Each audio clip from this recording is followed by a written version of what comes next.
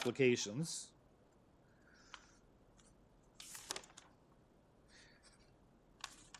Are we back on? Are the people online or? Paul's still starting it, so we're Okay. just waiting for him Okay. to.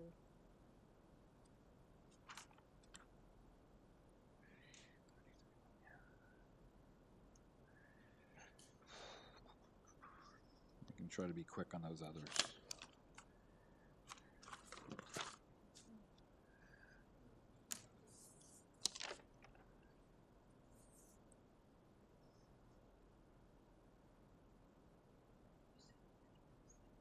Well, actually, you know what?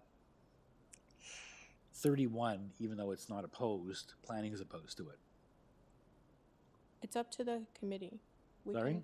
It's up to you. We can. So maybe just do, well, we won't do 31, but we can still do 32, 33, 34, sorry, 35, and then go back and do, What is? I don't know. I don't want to cause any trouble for Barb, although I don't want to have any complaints, people, all, you know, weird, they went out of order and I had to wait longer. So I don't want to cause an issue either.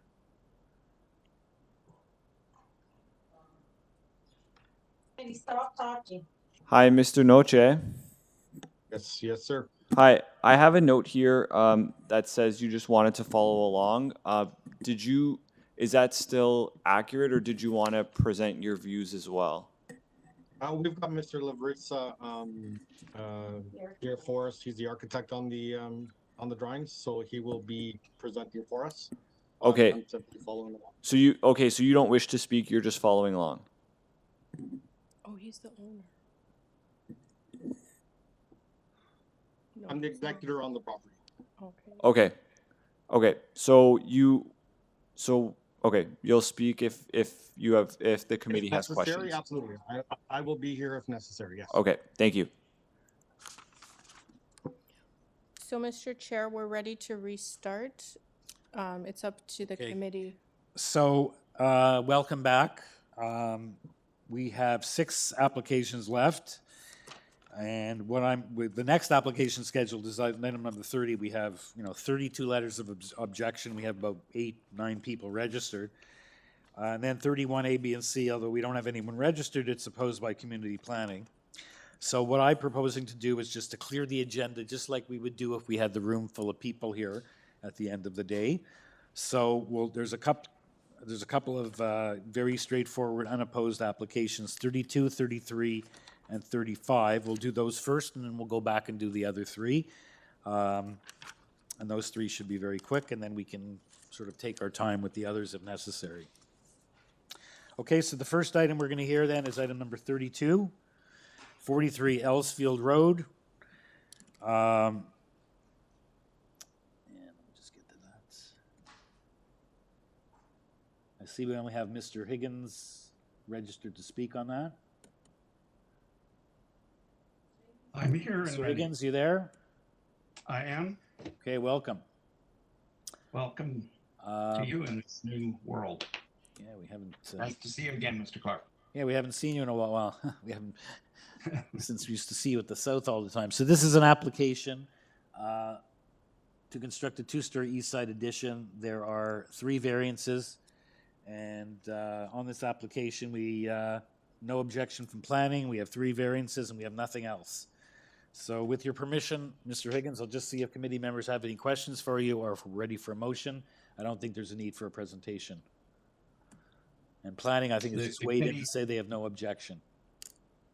Mr. Chairman, if I could just say one thing, Yes. that we didn't get them in on time, but there were 7 letters of support from 39, 42, 44, 45, 47, 48, and 50 Ellsfield, and Okay. verbal no objection from the immediate north neighbor and a neighbor to the east at 214 Grenview. We did submit them. Okay, we what didn't about send this? them And this soon what enough about the to be south posted. neighbor? Is there a south neighbor? South neighbor is on side. That is number 44. Okay, so Excuse me. 45. 45. The address is 43, so the adjacent. Yes, 45 I mentioned. Okay. And 41 as well? I beg your pardon, sir? 41, are they on the list as well of the people who have signed the petition? 41 is the immediate north neighbor who Yes. recently did a large renovation extension that required Committee of Adjustment approval, and they have given my client a verbal no objection. Okay, thank you. Anyone have any questions for Mr. Higgins? Are we ready for a motion? And there's no urban forestry, no planning is on the side.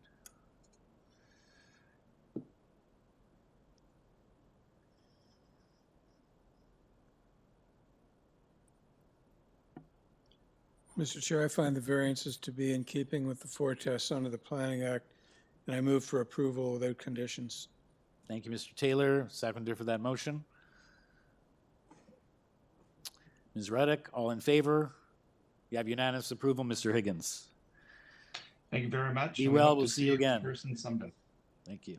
All the best. All the best to you. Okay, next application is item 33, 12 Saxony Crescent. And again, we only have registered to speak Mr. Lavriza, the agent, and the owner is apparently available only if called upon. That's Fulvio Noci. And someone, I'm hearing, getting some feedback. Sounds like someone has a device on. Can someone please turn off your device? Is that Marco? Yeah, no, I don't have any Oh, is anyone else unmuted or? radio or anything. Okay, this is an application for a new attached garage on the south side of the existing dwelling. There are two variances. And I don't believe we have, was this one? Okay, no. Okay. So we don't have any, is anyone, I don't think we need a presentation for you on this. We don't have anything other than the plan submitted with the application, no communication from city staff or neighbors. So committee members, do you have anyone have any questions for Mr. Lavriza, or are we ready for a motion?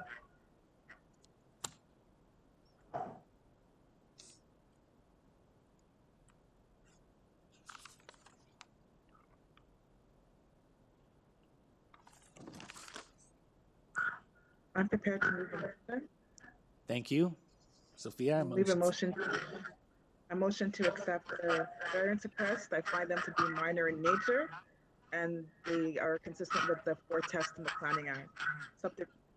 Thank you. And there's no conditions. Okay, There are we have no a seconder conditions. for Ms. Reddick's motion. Thank you, Mr. Taylor. All in favor? The application is unanimously approved. Thank you. Perfect. Thank you very much, committee. Thank you. Have a Good good- evening. Okay, then the next one we'll do is the last application on the agenda, 35, 59 Silverhill Drive. Hello. This is an application. One before it has a ton of stuff on it, so. Okay. 59 Silverhill Drive. We only have registered Mike De Oliveira, the agent. And this is an application for a new detached dwelling with an attached garage, and there are two variances. Height and GF and floor space index. And on this file, we have no objection from transportation. And planning has written that they have no further concerns.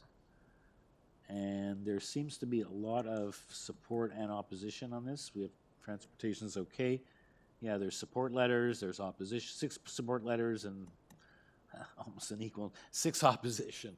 We don't go by numbers, but we have, 7 support and 6 opposition. Mr. De Oliveira. Hi, yes, my name's Mike De Oliveira. I'm here representing 59 Silverhill from Replacement Design. There should actually be more letters of support on file. I believe if you go through some of them, there might be multiple stacked together. Yeah, Uh, could be it, but On my list, I believe there's closer to 14 support letters, but okay, there we also don't might go by be a little numbers, but confusion between our. yeah. Yeah, there might be a bit of confusion because we did initially have a committee hearing in November that was deferred to now. I see. So So- a lot of these letters are dated like last October, it looks like. I'm just looking here. Yeah, so we actually had new letters from a lot of those neighbors who were in opposition that are now in Okay. support. And in any event, there's been So- changes made to the application since then? Yes, so initially we were doing additions to the existing home. We were adding a second story and doing some other additions as well, but we've since gone back, spoken to many Okay. of the neighbors, reviewed with planning, and come up with a new two-story. Okay, Fresh you know drawing. what? I apologize for that, and I'm going to suggest that in future when this happens, and I see this application was last before us November the 7th, 2019, that when staff is preparing their briefing, that it should be clear in the old applications, letters of support or application or objection on a completely different application should be either removed or kept separately so that they're not all together like that. So, so the tally of support and opposition, which is meaningless in any event, is really not valid because I see a lot of these, both support and objections refer to the old application. Yes, so in this case, it looks like all of the letters in opposition are dated from 2019, from when it was originally heard. Some of the form letters in support are also old, but I do have letters in support from 59 Silverhill, 70 Pollard, and 4 Linford, and then 9 form letters in support, but some of those have old dates. Okay. So my apologies for my incorrect tally before. Anyone have any questions for Mr. De Oliveira, or are we ready for a motion? And there is urban forestry condition 1 and 2 on this.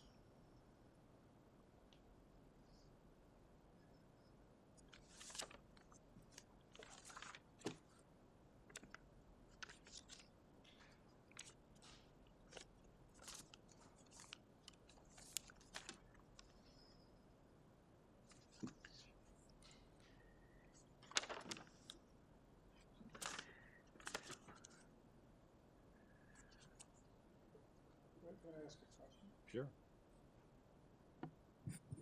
Yes, I'm just wondering if you could take some time and explain the rationale or justification for what I see, without hearing from you, is a rather extreme variance for height. Almost 3 meters, 10 feet. So upon designing the home, it was important for us and the homeowners to design it in a way that would minimize the overall impact of the street. So to help achieve this, we tried to make the home fit in more so with others in the neighborhood. So we wanted to give it a sloped roof look along, the front and sides. But in order to avoid going over the main building height, we actually had to chop the top of the roof and create a flat section. So because of that flat area, the percentage of flat roof is beyond what's allowed. So it triggers a flat roof variance. So we're actually under the 50% that would trigger it under the new bylaw, but it gets triggered under the It's only the old bylaw. specific zoning bylaw. Yes. That's why you don't see it appear for the new bylaw, because we are under that 50%. If you go to our roof plan, you can see the percentage. So we did try to avoid it as much as possible, but we got stuck with the old bylaw here that's still in effect.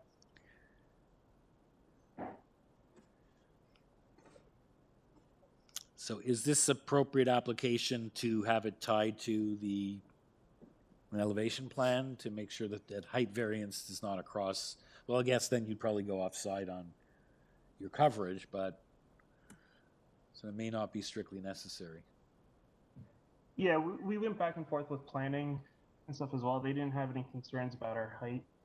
Right. They did realize it's the old bylaw that Yes. coming So that, into effect that here will, now. We did comply with the new, so they were happy with us there. But yeah, so although it talks about a flat roof height of 6.5, the 9.26 is with respect to the slope version of your property. Is that correct? Yeah. Yeah, but no, that's Planning's correct. okay, yeah. The 9.6 is to our peak Okay. there, Right. which is, So planning is not concerned that it should be tied to plans. I don't know if that would probably take you over on your FSI, which you're already getting another variance for.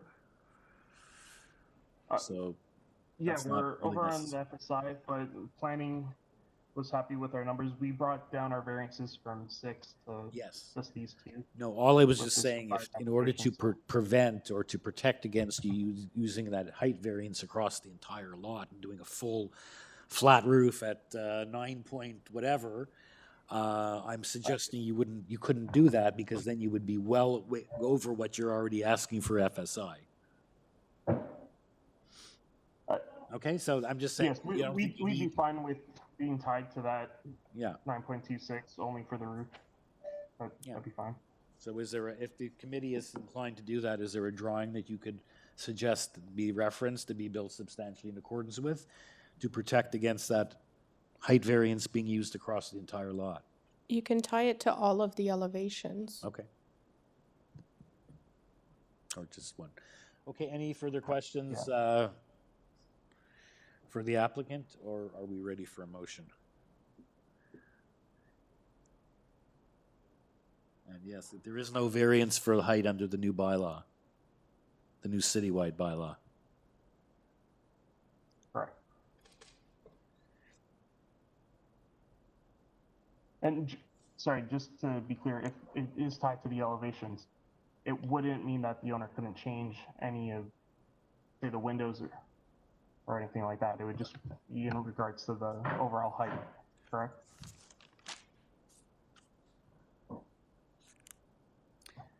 Anyway, I'll just note that community planning didn't see fit in this instant to tie it to the elevation plan. I guess the applicant is saying, you know, if we're keeping him honest on the height, he doesn't want to be handcuffed if he wants to change something minor that doesn't affect the variances, so he does have a point. So that's why I'm asking, is there one plan you can refer us to just for the height that deals with that flat roof portion and the other peak portions without, as the Secretary Treasurer suggested, tying it to all your elevation plans, because that may be unduly onerous for you if you want to make some other changes like you mentioned. Yeah, there's a roof plan?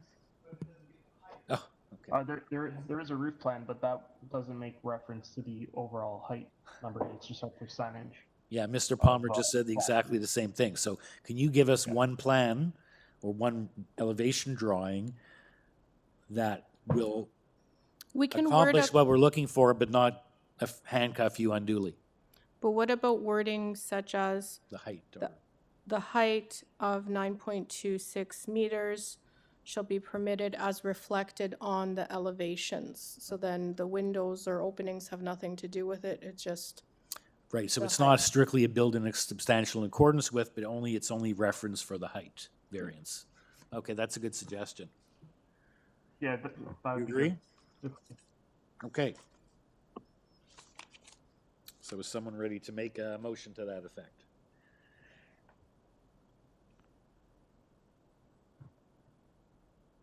I'll move approval. I find the variances to meet the 4 tests under the Planning Act. That motion would be subject to urban forestry conditions 1 and 2.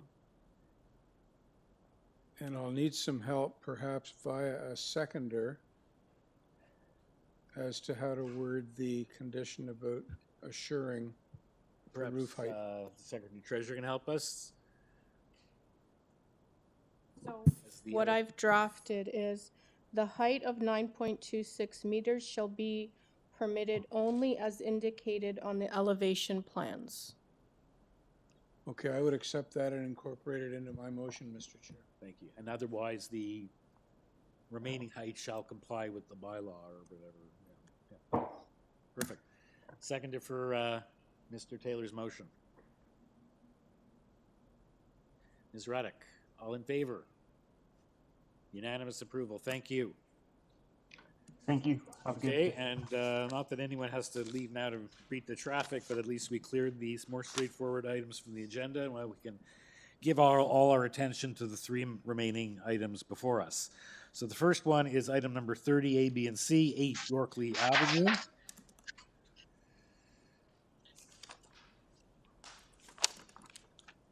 Just bear with me a second. Different page. Application for consent to severance, and then 2 associated minor variance applications with respect to 2 homes to be proposed to be built on the 2 new lots as created by the severance. Just we can go scroll back to the application. Yeah. So we have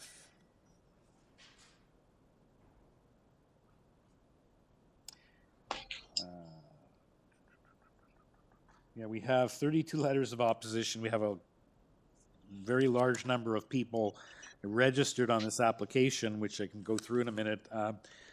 Don't see when we're here in person and we have 10 or 15 people show up, they typically huddle outside, they have a meeting with the applicant, and then they decide, they appoint a couple of spokespersons to present the concerns of the neighborhood.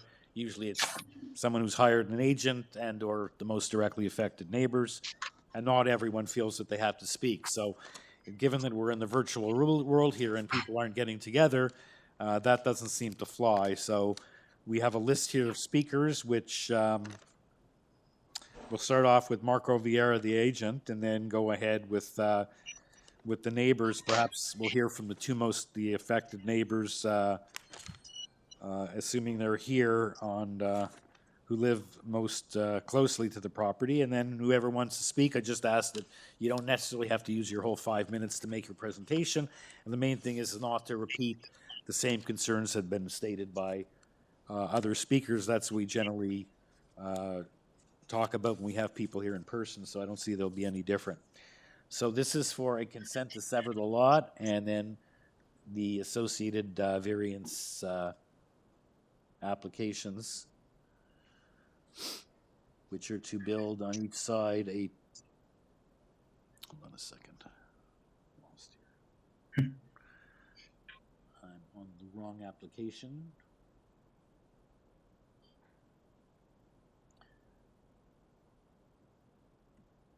And we have a lot of information on these files.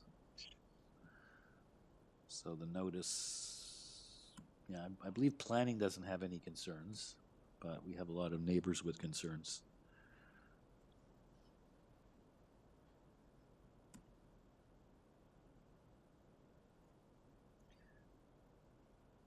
Yeah, so to be new detached dwellings on both sides, and each one of them has 6 variances. And as well as the consent application for lots which are then less than is required in terms of a standard lot. So let's start off with Mr. Vieira. Marco Vieira, are you with us? Yes, I am, Mr. Chair. Okay. Would you like to please make us a presentation of your application? And there's a lot of people here. Then you can sit back and listen to the concerns of the neighbors, because there are quite a number of them who are registered to speak. Correct. Okay. I can briefly outline our application and our variances, because I believe some of the variances are a bit technical in nature, maybe triggering some of the concern from the neighbors. So I'm going to start just with the severance portion. So our subject property is located west of Scarlet Road, south of Lawrence. The neighborhood is characterized by a wide variety of residential single-family dwellings. Various size lots and configurations exist in this area.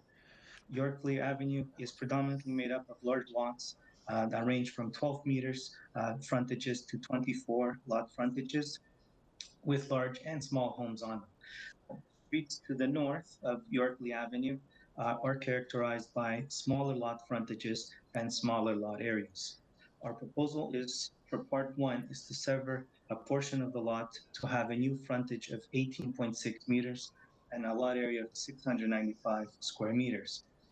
Part 2, the lot frontage, it's larger, partly because of the angle of the lots at 20.5 meters, with a total lot area of 646.45 meters squared. Now, these lot frontages are undersized because of how zoning defines the lot frontage. So zoning takes a lot frontage at the minimum setback and measures that lot frontage, the two side lot lines. So basically perpendicular to the two side lot lines. So when you take the measurement of that is where you get the 18.6. If the lot was to be measured along the street line, the parcel one would have a 21-meter lot frontage, similar to other lots in the area. And the same applies to parcel number two. When you have the side lot lines that are not perpendicular to the front lot line, when you're taking, again, that same measurement at the 6-meter mark, which is the minimum setback, we then have a variance for 20.5 meters, opposed to 22.67 meters across the front of the lot, um, typical, again, to other areas. And the second lot has a smaller reduction on the lot area because of the irregularity of the lot. I actually see that staff is bringing up the site plan, which is great. So I've drawn a ledge and basically a line diagonally across the setback, all the way from the north portion of the lot to the south side. It's shown in dashed lines. And if you notice that all measurements are taken perpendicular to that line. And that's basically when you take that measurement across, you get a small reduction on the actual frontage as defined by zoning. So in the front, you would not notice that this lot is actually 18.6 meters versus the required 21.0 meters. That is as a minimum for the bylaw. The two proposed lots are in keeping with the physical character of the neighborhood, respect and enforcing the general physical pattern of the existing neighborhood.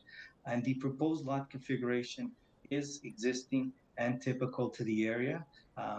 And that could be evident right across the street, 52, 7072 Fremont, and also on Mountbatten Avenue. Directly to the west of our proposal, we have an example of such case. We have reviewed and surveyed and compared 76 lots in the immediate neighborhood from Lawrence Avenue West to our north, and from our subject property down to Leggett Avenue to the south, and from Scarlet on the east. 62% of those lots surveyed are smaller in respect to lot frontages and lot area than we are proposing. 38% of those lots are larger, and we expanded that area to review, basically to get a clear characterization of what the neighborhood consists of. Now, in part of our setting of these houses within the lot, we've done it conscientiously to minimize the impact to the adjacent neighbors. So in terms of rear yard setbacks, we've pushed the two houses that we are proposing closer to the street line so that we are giving a larger buffer along the back of the proposed new homes, which increases the backyard and the space between neighbors. In terms of size and configuration of the lot in the neighborhood, we believe that this proposed severance does really reinforce and characterize the neighborhood. It emphasizes, in terms of the building, the overall massing of the house and the scales are proportioned to existing homes in the neighborhood. And the proposed dwellings do comply with the overall building height, and the side yard setbacks are maintained at 1.8 meters as a minimum. Lot frontage is fully in compliance with the bylaw. Now, city staff has submitted a report, and they have conducted their own review of lot frontages and lotting patterns in the area, and they are in support of the proposed severance.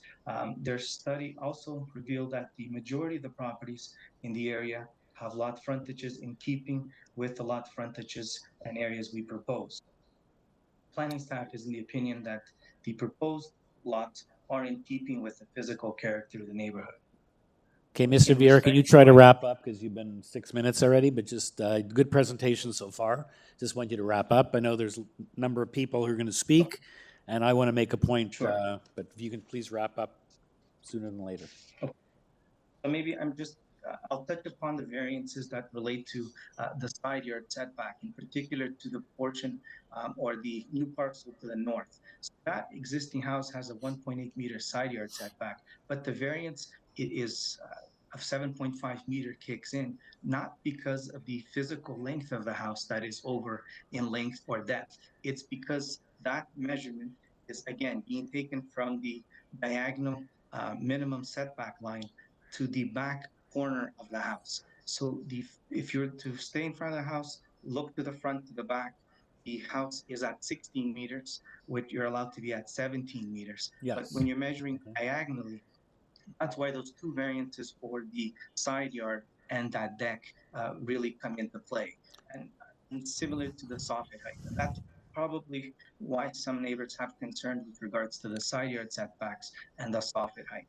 Yes. And I could explain further once the neighbors. Well, you're going to have a their chance to concerns respond to are the neighbors' addressed. concerns, but I want to point out something before we go to the neighbors. And to me, it's the most valuable part of your whole package here. And it's the one where you show the elevation with the opposing neighbors' lots highlighted in red. Was that yours, or you produced that? No. Who I believe produced that? somebody Did had staff prepared- produce that? yes, Can you I get that believe up on the somebody screen? prepared that. No, that wasn't us. Let's get staff to put it up on the screen, please. You get a little closer. One below. There we go. To me, that captures it in a nutshell. The lots you were proposing, and I'm the first one to say that when you get a consent and then you try to stick too much on a lot, but these lots, what's incompatible is the lot we have now before it's been divided. Once it's divided, it becomes similar to every other lot, and then looks like the other opportunities to do that are at number 4, at number 7, and then at this address 733 Scarlet. Other than that, to me, this is like the two lots you're seeking to propose by cutting number 8 in half makes it compatible at almost exactly as the people behind you on Mountbatten, who are two of the people complaining. But in terms of the lot patterning, I don't see a clear case of how someone could say that this consent. Then you have to obviously go and look at the variances, but we'll hear from the neighbors what their concerns are. But I'm just surprised at the overwhelming number of people opposed to this application, and I'm curious to hear why. Yeah. So, and we have like 32 letters. So I don't know if there's something else at play or why there's such overwhelming opposition to this application. I'm curious. So I don't know if we don't have a spokesperson like we would have in the non-virtual world of the most directly affected neighbors. Because it looks the most, most people objecting are further afield than your property. The most directly affected, okay, you're on the street, so the people at 54, but there's a road in between them. 54 Fremont and 20 Yorkley. But in any event, let's just go through the list the way I have it and proceed through and see about the submissions. So like I said, maximum for sure 5, because we have all these people that are registered. And if you can possibly do it in less time, that would certainly be appreciated. And you don't have to repeat the same comments that have been made by previous speakers. But I'd really like to hear what the concerns are to the neighborhood of this proposal. So the first speaker is Joseph Kennedy of 7 Yorkley. Okay. Welcome, now, can sir. you hear me? And although it's Now, can you hear- it's funny because I don't have your lot. You're one of the other big lots across the street, and you're not. Your lot hasn't been highlighted. I thought these red outline lots were the ones who were with opposition, but maybe not. Staff, can you assist? You see all these lots that have been highlighted, or did you? I think it's trying to show similar sized lots. I see, but not the people in opposition. No. I see. Okay. So, Mr. Kennedy, You're in opposition. Please let us know what your concerns are. All right, can you hear me? Yes. Okay, perfect. Okay, so I put together a few things, but one of them is it's got a table of all the lot frontages on the Yorkley Avenue, which I'm going to speak to. But I will start off. Your introduction was actually excellent. In that I live at 7 Yorkley. I've been here for 54 years. I live across the street, and I'm a registered professional engineer. And the drawings that you spoke of were drawings that I asked for, couldn't get, so I made them myself. So I object to all the variances because they're completely out of scale, but we'll have others talk about that. What I want to talk about specifically is a complete misunderstanding that we need to reconcile. In the city report, they talk about the property is zoned residential under the city bylaw 569. Yep. And they also say the property is also zoned residential under Etobicoke zoning code and is subject to bylaw 3148. The objective of a zoning bylaw is to establish specific standards as to how the land is to be developed. So that's their quote. The issue here is I believe this application should be denied because it completely contravenes the special preservative bylaw number 3148, which the city acknowledges is the governing bylaw. And this bylaw was specifically designed and enacted by council, ratified by the OMB, to preserve the unique larger lots on our street.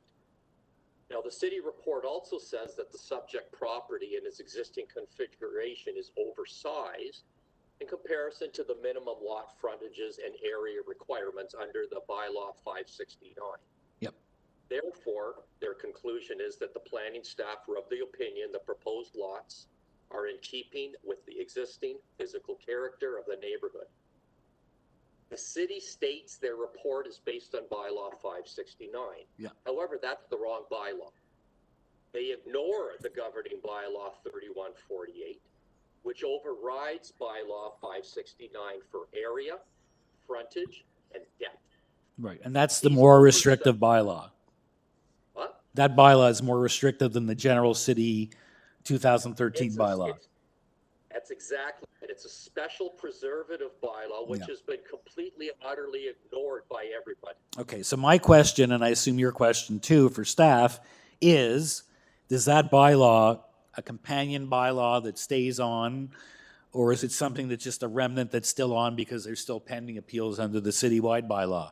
So that's a very important consideration, whether this bylaw is, as Mr. Kennedy says, because of the special, more restrictive nature to preserve large lots in the area, or is that just a bylaw that's going to fall away and is just technically on the books? So the applicant can confirm this in his rebuttal. This application was submitted with a zoning review, so Toronto Building did review it against whatever the applicable zoning bylaws are. It's my understanding that we did ask the zoning examiner if the old preservative zoning bylaw was applicable. And any time that those bylaws do apply, and you see them in different parts of Etobicoke with Kingsway or Thorncrest or wherever. Yes. Those are written into the new 569 2013 bylaw as exceptions. So it would recognize any of the preservative bylaws that way to flag it for zoning. In this case, zoning has not identified it as applicable to this site, as far as I know. Okay, so I think that's the most crucial, thank you, Mr. Kennedy, most crucial thing here, because if, let's say the old, City of York, or in the 2013 bylaw, now it's, I think it's 7 years from 2013, is still technically under appeal. So for the last number of years of committee, and it's just starting to die off, that a lot of, they quote 2 bylaws on every single variance, and that's starting to be reduced. So my question was whether this is just some remnants falling away, or as now it seems like it's the case, that it is a preservative bylaw, as you've explained it, as a special case, and I want to hear what the applicant thinks about that. But in that case, I think I agree with you that community planning has missed the mark if that is the case, by failing to consider this preservative bylaw, 3148. Yeah. And from what Yeah. Secretary Treasurer is now confirming, that it's not the case that it's just gonna, an old fall away that's just technically sitting there because of some outstanding appeal under the 2013, but it is something special. So, before we hear from all the other neighbors, perhaps we can go back to Mr. Vieira on this particular point, because I think it's a whole very important point, and if it is as Mr. Kennedy says, and staff seems to confirm, then I think we have to defer this and have community planning take another fresh look at it, perhaps get a legal opinion before we start barking up the wrong tree and just ignoring that bylaw. Well, no, I didn't necessarily agree with what Mr. Kennedy said. I'm looking at the bylaw now. There is an exception. And is it only on the Soffit Height, or is it on, No. Soffit Height is pretty minor issue both ways, but. And so what it says, so exception RD 26, the lands or portion thereof as noted below are subject to the following site-specific provisions, prevailing bylaws, and prevailing sections. Site-specific provisions, the minimum lot depth of any new lot created after the date of the enactment of the bylaw is the average of the lot depths of the lots existing on either side of the new lot. And then it says prevailing bylaws and prevailing sections, none apply. So none of the other provisions in terms of frontage or area appear to have carried through into the new bylaw. So the new bylaw, you're saying, other than that exception, which is you look at the two averages, depth. and I'm looking at the variances here, and I see the only one that quotes bylaw 3148 is the Soffit Height. So does it govern, or is there a different Because height standard for is still- the lot frontages and, just the height? So on the height, Height is still under appeal, and that's why it's still covered under the old bylaw. okay, but it's And just you've seen that- 6.5 to 7 versus, where's the other Soffit Height one? Is there not a Soffit Height under the new bylaw? There must be. Oh, here it is. 6.8. So you 6.5 to 6.8, it's just a different measurement, or 7.0. So in that case, is it a red herring? Because there's no reference, let's say, to the lot frontage and lot under that bylaw, which I think would be very important to before we rule on the consent. So if it's just a very minor thing on the height, on the Soffit Height, it's really a red herring.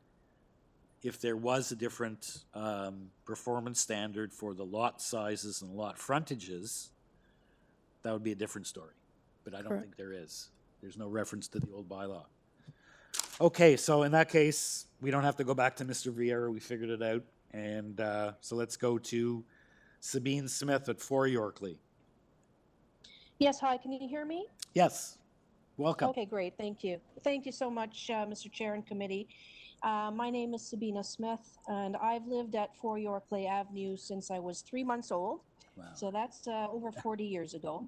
Okay. So my passion about this neighborhood runs very deep, and the love for my home, of course, is very strong. I'm speaking today because I have some serious concerns about the proposed new development of the 2 large detached homes at 8 Yorkley. Lot severing goes against the intent of preservation bylaw, as we spoke just now, and is sure to change our streetscape for the worse. I also have some major practical issues that relate to safety.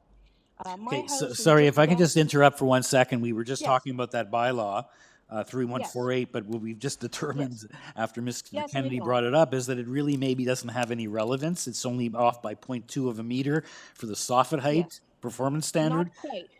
Not quite. I'm going to get to that. Okay. There's some deception there in the drawings that you have. But let me continue. My house is downhill from the subject property with which I share a common fence. And I strongly believe that if these 2 homes go up, I will have major flooding issues at my property. We have the lowest point at our common fence, as you can probably tell by slide number 1, if you could pull that up. And Joe Kennedy was the person that made this great slide for us. I'll just wait until it comes up.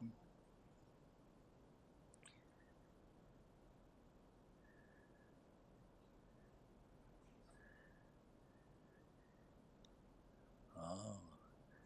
Hey, we don't have that. We don't have objection letters with the people's names on it. It just says objection 1, 2, 3, 4. So it's, yeah, because So yeah, mine otherwise was you'd never be able to listed as- find it. So, because there was Mine was 32 listed as letters. slide 1, and it's attached to my letter under Yep. Sabina Smith.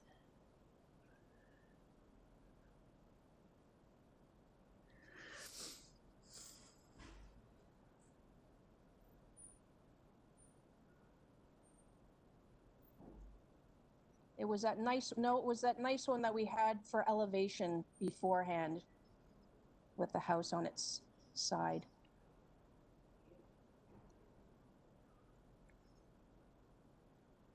There we go.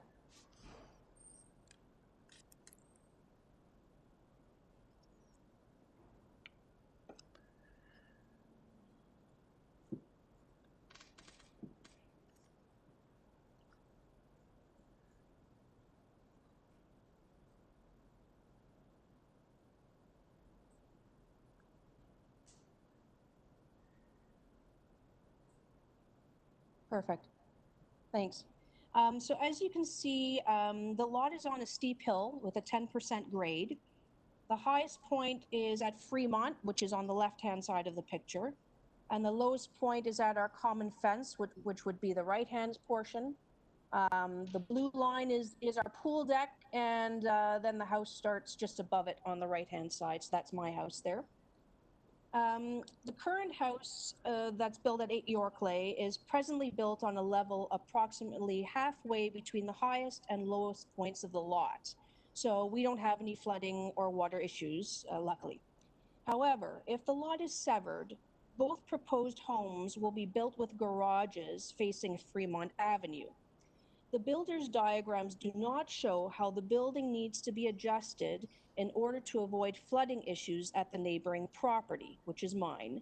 They have ignored this very important and potential damaging aspect. If the builders were to build their homes properly so as to avoid flooding issues, the following would need to happen. It is a city requirement that the driveways will have to slope towards Fremont Avenue, not away from it. And this means that both garage floors will have to be installed higher than Fremont Avenue in order to create a positive grade.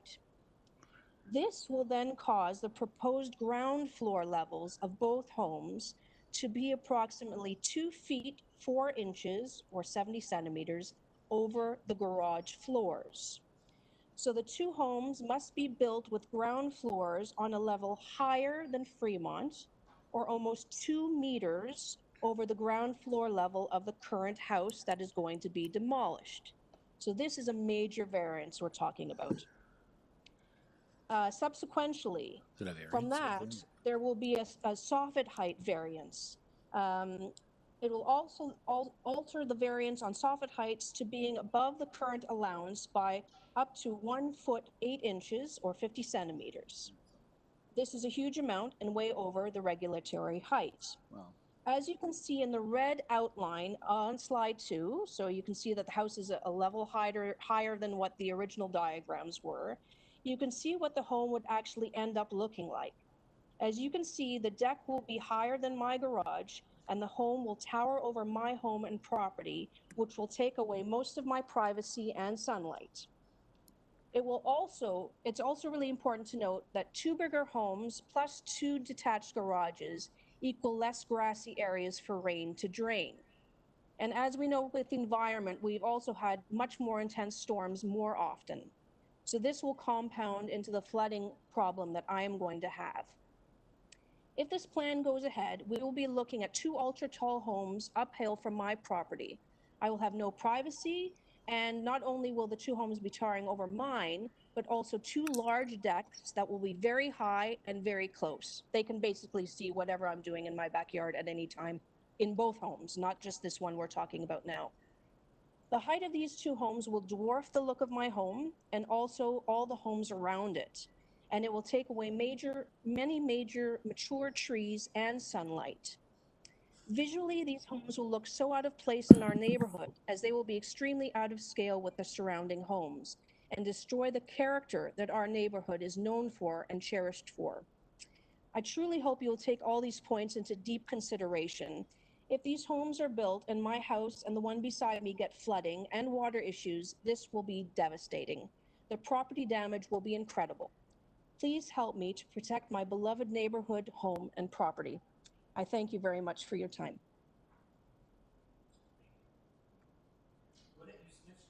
Mentioned something about the soffit height, that it's gonna be. Yes. But the variance is 0.3 of a meter, I guess, either 0.68, but you're saying because of the elevation, and I want to hear from the applicant, are you sure that they're gonna have to make this, like your whole thing about a positive slope?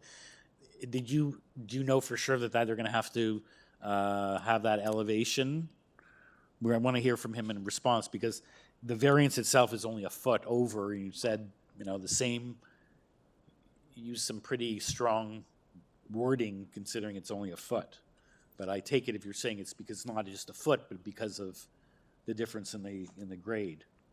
So it wasn't Exactly. quite clear. Is it a foot isn't a major issue, but you're saying it's exacerbated by due to the fact of how these houses have to be situated on the lot. Exactly. Yes. Okay. If they build it as is, we're going to have flooding problems without a doubt. So, and plus their driveway should be going a positive slope towards Fremont, not away from it. As far as I know, that's a city requirement. So if they're to do the building in the proper way to avoid problems with their neighbors and water issues, then yes, it's going to be much more than 1 foot. Okay, thank you. No problem. Okay, the next speaker we have registered is John Sulek at 742 Scarlett. Hello. Good afternoon, sir. Hi. Yes, my name is John Sulek and I live at 742 Scarlett. So I am my backyard is directly south of Ms. Smith's at 4 YORKLEIGH. And I'm also very concerned that if the variance for the oversize of the floor index and the side yard setback, you're reducing the sodded area of the property, especially part 1. And I think that's going to exacerbate the amount of groundwater that I already get in my rear yard. And I have spent a substantial amount of money having my rear yard regraded, resodded, extra weeping tile. So I really don't want all that work to be kind of dismissed by some increased amount of flow down the hill. And further to Ms. Smith's point, in the ECS report from the city, there's supposed to be a notation on revised plans that the driveways are to be constructed to the applicable City of Toronto design standards. I don't see that on the revised site plan. And I also in the ECS report, it says that the city engineers are very opposed to reverse slope driveways. But if you look at the elevations that the applicant has submitted, the elevation at the curb side of Fremont is 141.47 in part 1. And the grade by the garage is 139.77. In part 2, it's 140.87 at the curb of Fremont and 139.75 at the garage floor. It's on part 2, it's on page 8. And in part 1, it's on page 9.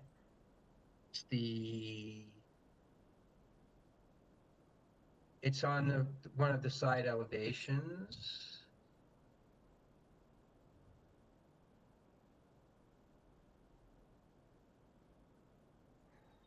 Yeah, you can see the established grade where the garage floor is.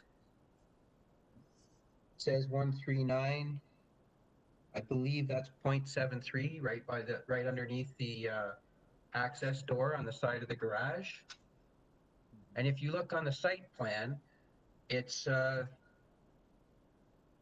140.2 624 on the one lot and 141.47 on the other at the curb. So I don't think there's a way they can make a driveway that's not a reverse slope. Like according to the plan, it's not going to be a positive slope driveway. So all that water that's running down the driveway, it's got to go somewhere, and that somewhere is going to be down the hill to the adjacent properties.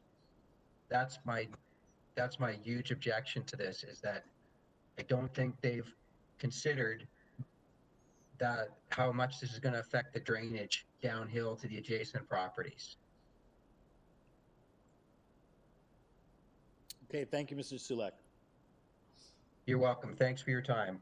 Thank you. Next speaker is Anthony Lassopoulos at 17 Mountbatten. Thank you. Can you hear me? Yep. Anthony Vlasopoulos, 17 Mountbatten Road, 34 years resident. I object to Lot 7 because it violates the intent of Preservative Bylaw 3148. It was enacted in 1974 for the part of our neighborhood zoned R2 to recognize the unique character of Yorkley established through large lots. It was enforced 3 times by the Committee of Adjustment and the OMB before.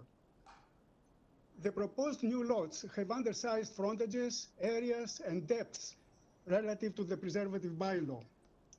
It will alter the streetscape. That is not mentioned in the application.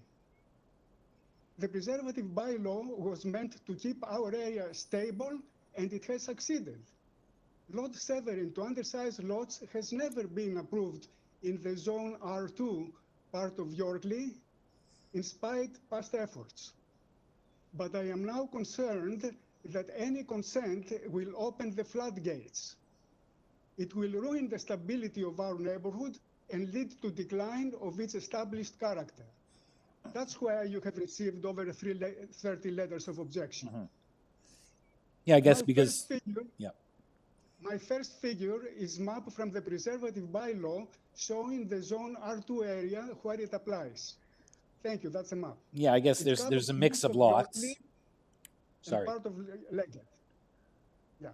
So, My sir, next 2 figures are from the City of Toronto website, maps.toronto.ca, to show how stable our area has been because of that bylaw. The black and white picture is from 1973, the previous one, 2 previous one. The previous one. Here you see, okay, this one is from 1973, and then you'll see the same area in 2018. And I have sent you a letter with pictures every decade covering half a century. So yeah, we look the same. Unfortunately, if you look at another map on the city website for zoning, it does not discriminate between areas zone R1 and R2. Residential areas R1 and R2 are all shown in yellow, as you see right now. Yorkley is all shown in yellow, even though most of it is R2. That's where the 8 Yorkley lot belongs, in the zone R2. So minimum lot width should be 70 feet, and minimum area 7,500 square feet. There are 4 variances for the part 1 and part 2 lots right there. Most importantly, the bylaw states that minimum depth of new lots should equal that of the immediate neighbors. But the severed lots are both about half the depth of the neighboring lot at 4 Yorkley, Mrs. Smith. That's huge. Even if depth is measured parallel to Yorkley, the part 2 lot is too short. The 2 applications and the Severin ignore these variances. They also ignore the cutting of trees due to short setbacks. Huge trees with huge canopies are shown as dots. These omissions add up to the stated major variances on heights, setbacks, and floor areas. Members, my family moved here because well-developed lots and tall trees distinguish the area from other urban areas. We plan to pass our home to our child. But if the proposed lot severance to undersized lots to receive hugely tall, and large homes, our streetscape would be lost. Yep. Our enjoyment would be lost. There would be nothing special to pass on. So we object to the lot severing our family in favor of a single home compliant to the bylaws. Thank you. Thank you. That's why I was a little confused. Thank you. A very good presentation. I was confused by that map with showing all the lots that are similar to the lots. I thought those were the people objecting. But I take it that the larger lots, and there aren't that many, 4, 8, the one I talked about, 733 Scarlet, 11, people like the mix of the neighborhood. They don't want all very small. In other words, one of the larger lots then become 2 of the smallest lots. So I hear what the neighborhood is. They like the mix between the R1 and the R2. And there aren't that many lots. So the neighborhood seems to want to see the larger lots due to the impact of having to cram 2 smaller lots, create 2 lots, and then build bigger homes on those. So thank you, Mr. Vlassopoulos. We have a couple of other speakers registered.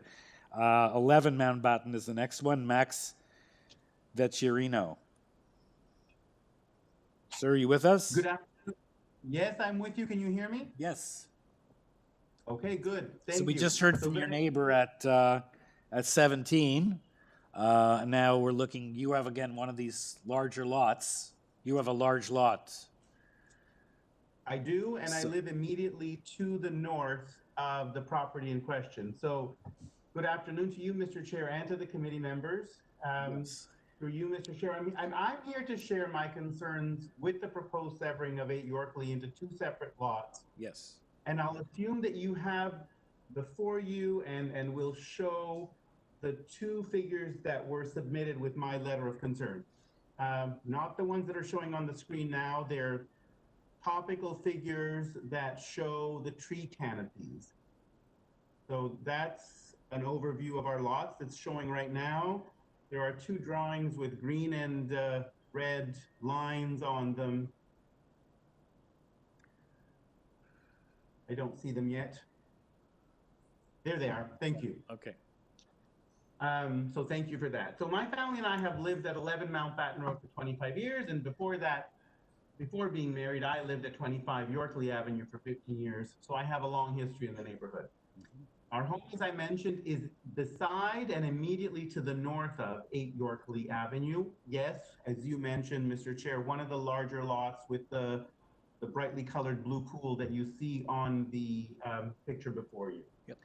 Others have noted and will also continue to share, both in written form and verbally, with regards to other aspects of this development. So I will focus, per your request, on specific concerns, and my concerns with regards to this development of the lot are how they will impact trees on our shared property line.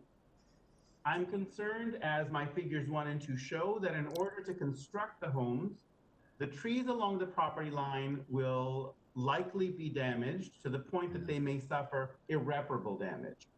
The reduced space between the lots and the diminished unbuilt portion of the neighboring new lot to ours will also impact the ability of the trees to survive going forward.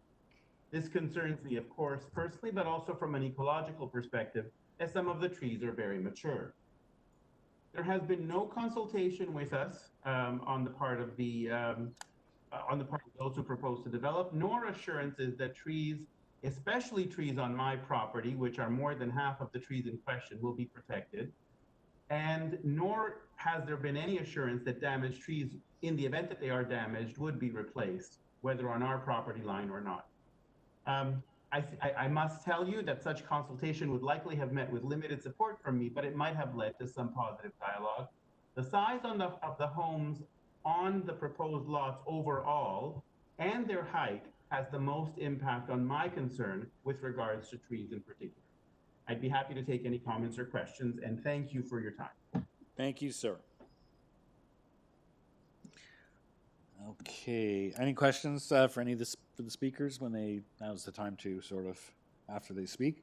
Next speaker is 744 Scarlet, Camilla Glooney. Yeah. Glooney. Yeah. Hi. Welcome. This is Camila. Welcome. This is Camila Glivna speaking, 744 Scarlet Road. Sorry, can't hear you. Can you make that out? Is it any better? Hello? Hello, you're Camilla? Yes?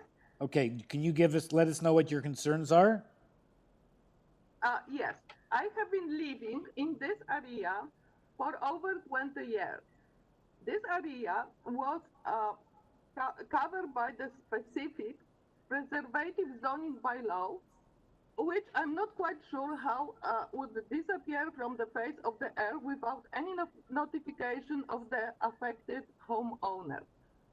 But even when we consider R2 zoning, the proposed changes are unfortunately not intended to preserve and protect the mature community, which was meant to be preserved from land overdevelopment.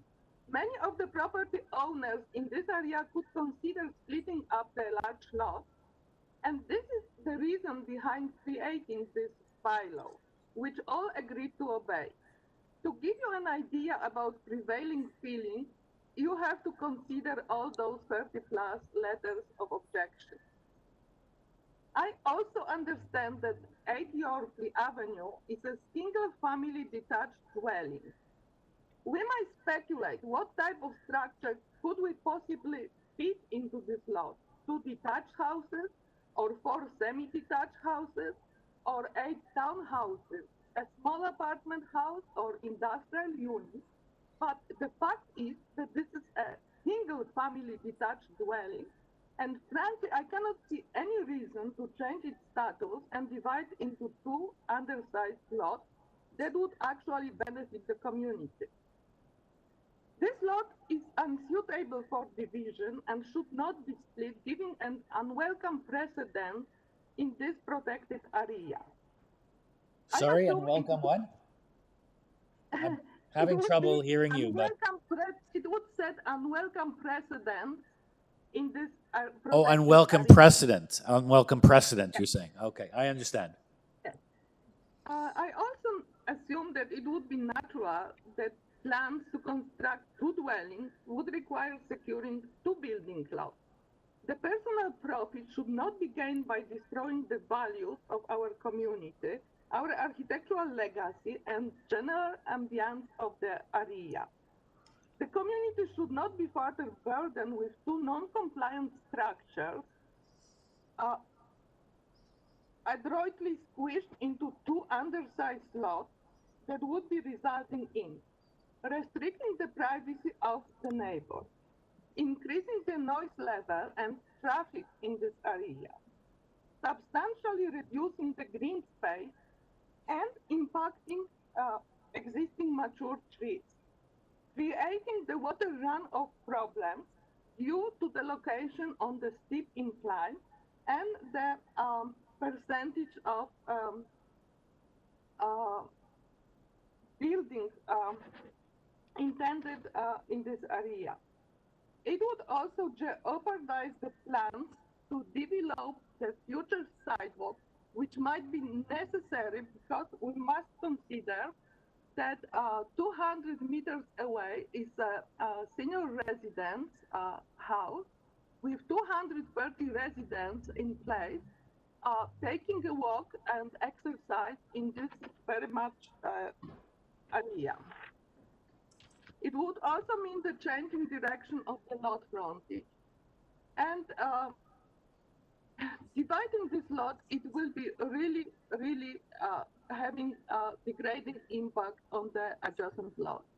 We would like to prevent this type of type of effect.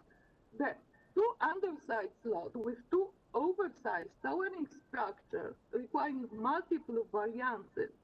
And actually, those variances have to be multiplied because they apply to the already divided smaller lots. So we've got a multiplication factor here. Would in no way benefit our community. And unfortunately, this degrading process could not be reversed in the future. Yeah, Instead can you of please the try to one wrap single- up, because we're at 5 minutes, please, and we have many, many speakers on this application. Okay, so, Thank you. okay, I'm just going to wrap up. Yeah. So, unfortunately, this degrading process could not be reversed. So instead of one single family structure with adequate soft landscaping area, the community will be forever burdened with those two disproportionate structures. So on behalf of our family, we would like to pledge committee of adjustment to support our cause and prevent splitting the lot of 8 Yorkley Avenue. Thanks so much. Thank you. So we have, it looks like 5 more speakers, only 5 more speakers, and then we'll go back to the applicant. So again, you don't have to all use your 5 minutes if you don't need to. Maria Tehachi, 54 Fremont. Where's 54 Fremont? Hi, sir. Can you hear me? Yes, I'm just trying to figure out, see on the little map. Oh, I see it here. Fremont, it's at the top, yeah. Okay. 54 Hi, Fremont. yes, I'll try to keep it brief. I know a lot of my points were already addressed. Yeah. So thank you. Thank you for listening. So my name is Maria. I own a property on 54 Fremont. Oh, so you're right across the street. Yeah. Yes, I'm right across the street.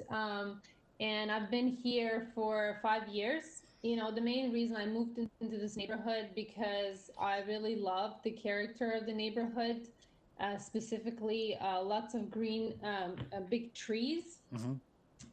So my main concern is actually the trees in particular located on both sides of north fence of 8 Yorkley, because, you know, for me, they block the sight and noise of Scarlet Road and the city.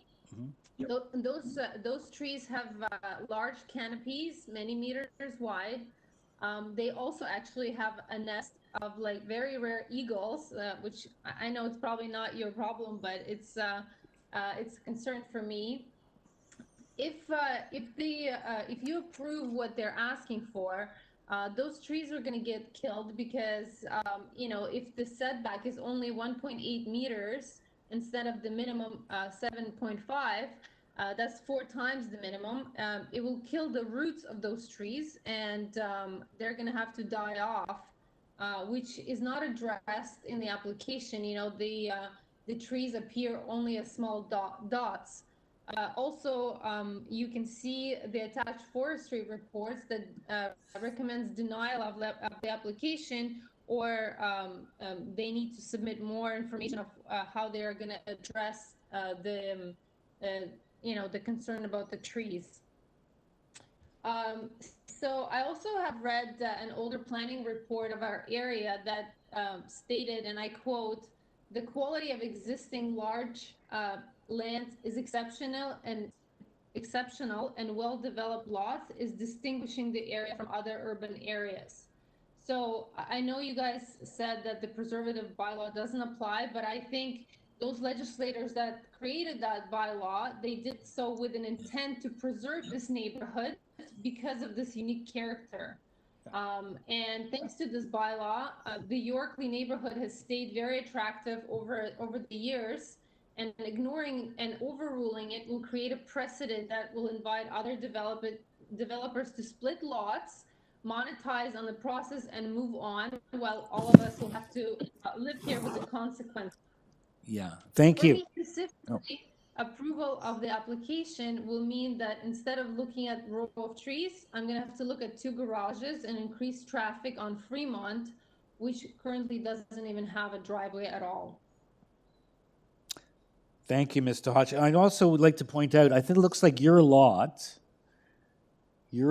together with 20 Yorkley looks very, maybe, you know, I wonder if the lot you're in was originally split.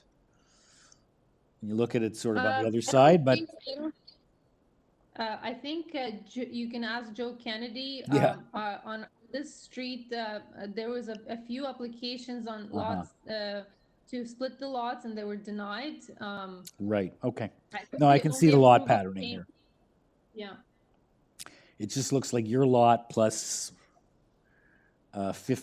number 20 and maybe even 52 next to you, or part of it might have been, if you look at sort of on the mirror image on the other side, but it's here nor there, and I appreciate that the neighborhood seems to want a smattering of these larger lots to give it some interest, as opposed to have it go from one of the largest lots to one of the smallest lots in the neighborhood. So we have 4 more speakers now. Anthony Ruggiero at 11 Yorkley. And I'd like to see Hello. I'm trying to figure out where you are. Are you right behind, or is that some Mountbatten? I see an 11 right behind the property. To number 8, so I'm on the opposite corner there, right at the intersection of Fremont and Yorkley. Okay. Okay, yeah. No, so okay, so that's the big lot? Yeah, the biggest lot on the street. Right, with that little, sort of a little frontage. piece, yeah. Okay, so you're right across, you're So sort of we kitty are corner firmly across, but against you, the severance of 8 Yorkley.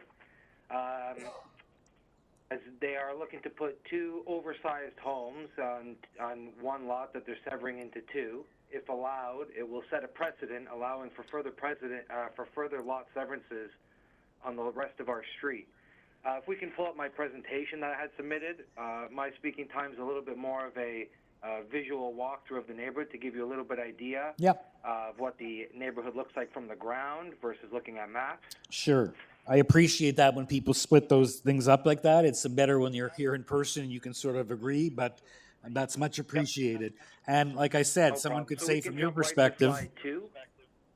sorry? Slide 2? We can. No, that's my letter. So I submitted like a PDF presentation as well. Oh, it's right at the last one. I think there's a PDF presentation right at the bottom. Yeah, it's got a bunch And of sir, it's pictures in it. interesting because some people could say, well, you're the one, you should be sitting on the sidelines waiting to see if you can cut your lot in 3 or something, because you have an even bigger lot. But you're obviously Right, interested and in I this think mix in the the neighborhood, letters correct? of objection and the numerous of them, many of them further up the street, are on larger lots. Should give you some indication of where the neighborhood as a whole wants the direction of the neighborhood to go now and in the future. Right. But I'll start speaking, and then the guy can go through the presentation. This isn't it, by the way. They did say they'd receive it, so it was submitted and received by them. I've Ruggiero, there's 3 there, so it's one of the 2. It's all pictures, there's no text in it. Presentation, opposition. And let's try the top one there, the one more up. That's not it either. Okay, well, I'll start speaking, and they can keep looking for the photos, because I think... Oh, so they're mainly photos, they right? do quite a... Yeah, it's all photos of the number 8, all the neighbors, my house, and various houses all the way up the street. It really sets up a look of the neighborhood, even though there are smaller lot sizes kind of in the middle there of the neighborhood. There are a lot of larger ones. Yeah. Oh.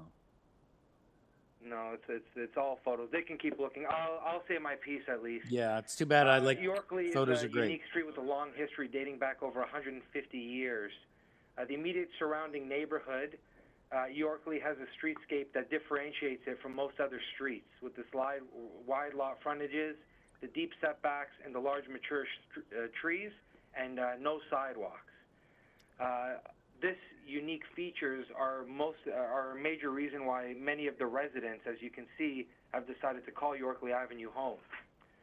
I had some photos at least that were submitted showing what 8 Yorkley looks like today.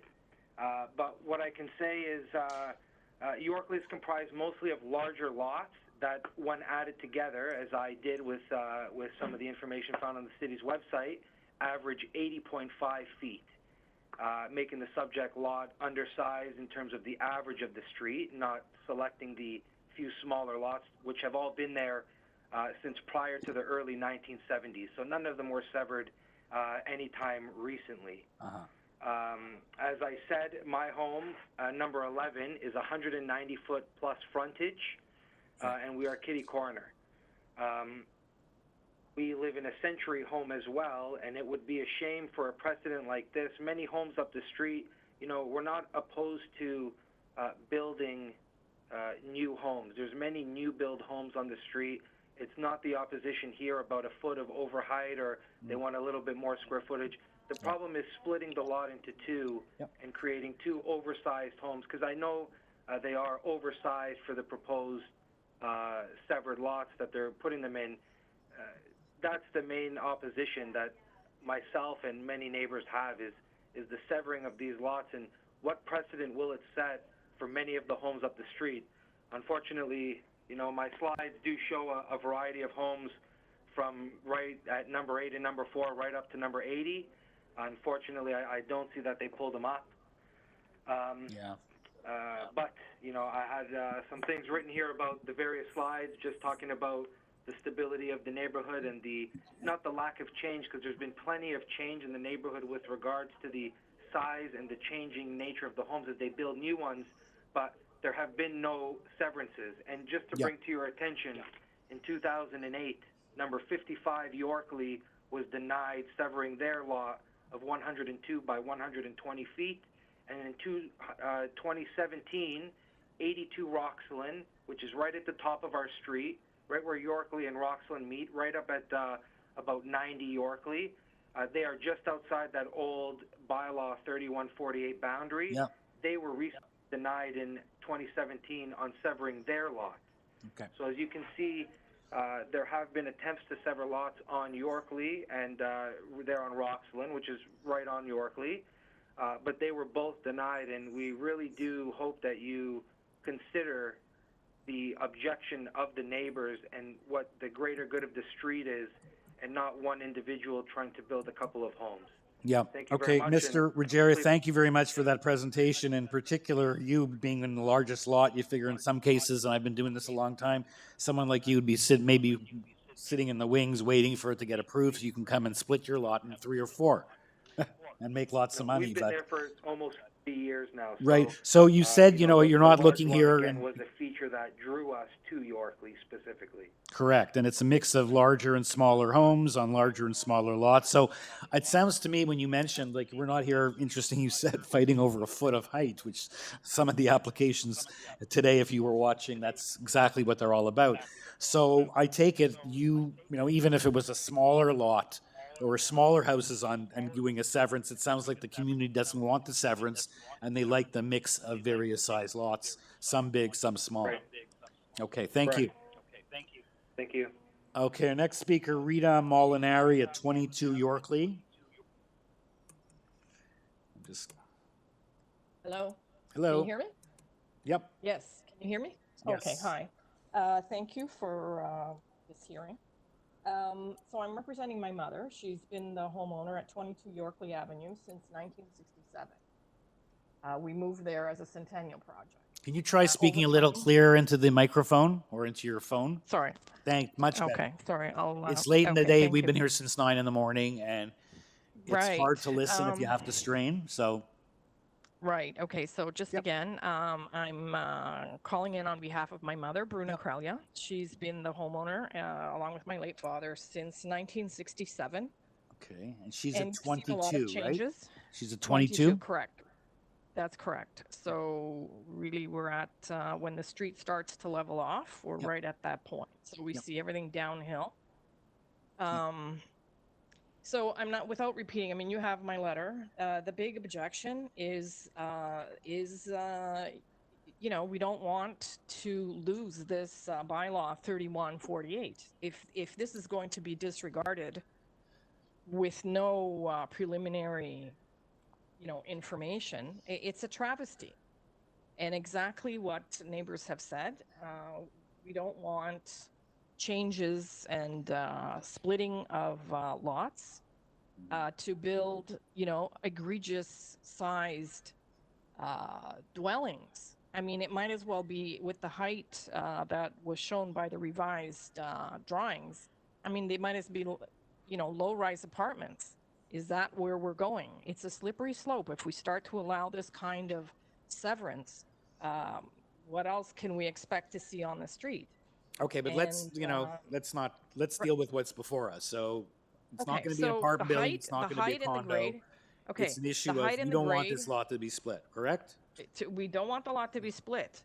Besides that, so number one, the egregious point of splitting this lot, which is in violation of length, depth, and setback of the according to the bylaw 3148, as well as the proposed buildings. I mean, the height and the grade. For sure, the neighbors that are downhill will have water issues. For sure. There's with 99.9% an issue for them. And visually, like, it's going for people, for the neighbors on not just the neighboring sides, but up and down the street, it's going to be something that sticks out like a sore thumb.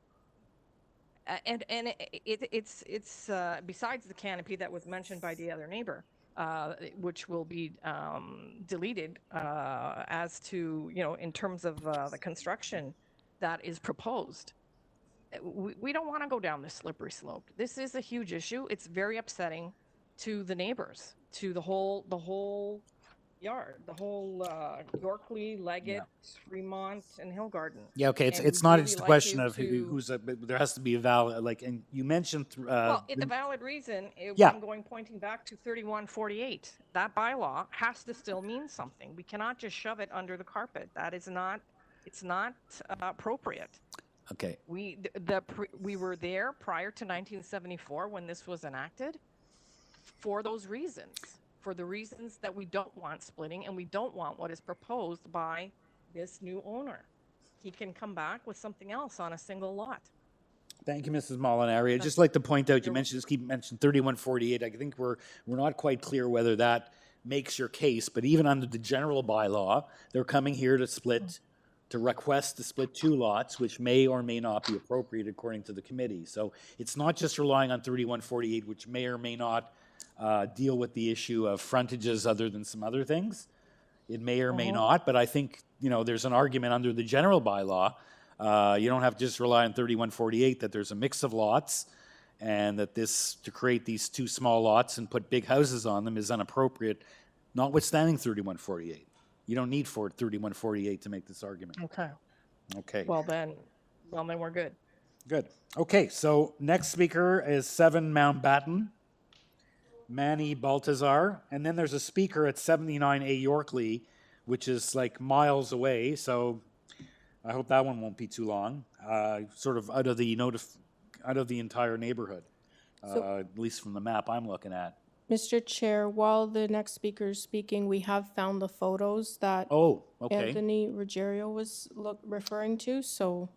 Okay, so perhaps we can have him, just give him 2 minutes to walk through those pictures, because I think it's only right that we give him the opportunity to do so, and it's different than these other 10 presentations we've heard, so. Okay, so, Mr. Chair, what I'll do is I'll unmute Mr. Ruggiero now, and he can walk through his presentation, and then we'll move on to Mr. Baltazar when Mr. Ruggiero's finished. Okay.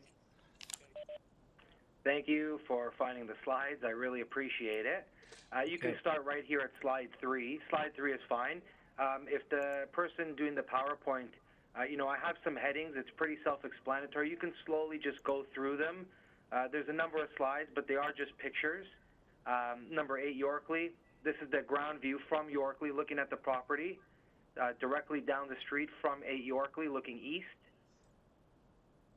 Keep going. Yeah, this is looking up. 8 Yorkley is where that red car is right there, giving you a look and feel of what the neighborhood looks like. This is about halfway up of Yorkley, number 37, looking west. Top of Yorkley right here, number 80, where there's a dead end, and this is looking east, back down Yorkley. As you can see the setbacks and kind of the look and feel of the neighborhood. Okay, yeah, so that's at the dead end where 80 is, and right? That was number 4, and this is number 7, the two neighbors, one beside and one across the street. Again, just showing you the feel. This is my home, number 11. Again, many large trees, generous setbacks, no large walls on Yorkley Avenue itself. And then more houses just up the street. Various examples, again, of the setbacks. I think the developer did a good job of highlighting those really unique small lots. So I'm going to do my best to highlight the larger lots on the street. Okay. Aerial photography here from 71 and present day, just showing stability and the lack of lot splitting on the street over the last 5 decades. Okay. And various examples of trees. You can keep going here. These are just shots of trees again. Yep. Just exemplifying, all on Yorkley Avenue. It gives a good indication of the large, expansive, no sidewalk, special neighborhood. Right. I remember at the beginning of everything, when you were talking about the bylaw, one of your staff mentioned similar, I don't know if it was bylaws or just similar items in the Kingsway neighborhood, in the various, I will call it more expensive Etobicoke neighborhoods. This is a very unique street in Etobicoke. It is not a typical North Etobicoke street. It is something different. I really do hope those pictures kind of illustrated that for you. Yeah, thank you, Mr. Ruggiero. Very helpful. Thank you for finding the pictures. Yep, thanks. Okay, Mr. Baltazar, number 7. Mountbatten. Yes, I'm here. 7 Mountbatten. So I keep going to my map to see where all the speakers are in relation to the property. I'm on the north side of 8 Yorkley, next door to 11 Mountbatten. Yep, gotcha. So I'm east of 11 Mountbatten. Yeah. So you're all right directly behind the property. Well, on the north side, not Yes. behind, on the Yeah. side. Yes. You're an adjacent neighbor. You're Correct. touching. Yeah. Okay, let us hear briefly what your concerns are. So maybe something different I'm than the Manny other. Baltazar. I live at 7 Mountbatten, which is just north of 8 Yorkley. And I have a large tree on my backyard right by the fence. That tree must have its branches and roots cut if the lot at 8 Yorkley is split. Right. And the new house near me is set back only 1.8 meters from the fence. That's too close when the allowed minimum is 7.5 meters. Now, I also sent some pictures with my letter. If you can put up figure 1 on the screen, I appreciate it.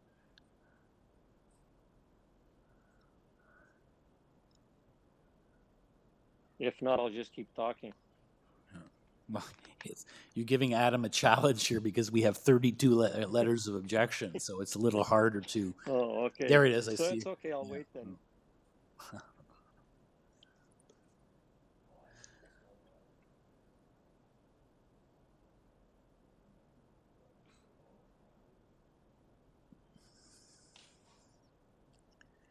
Sorry, Mr. Baltazar, all I have is this letter submitted from you. Okay, I guess you didn't receive. I'll just talk then. Yeah. So okay. These trees have a large canopy. Okay.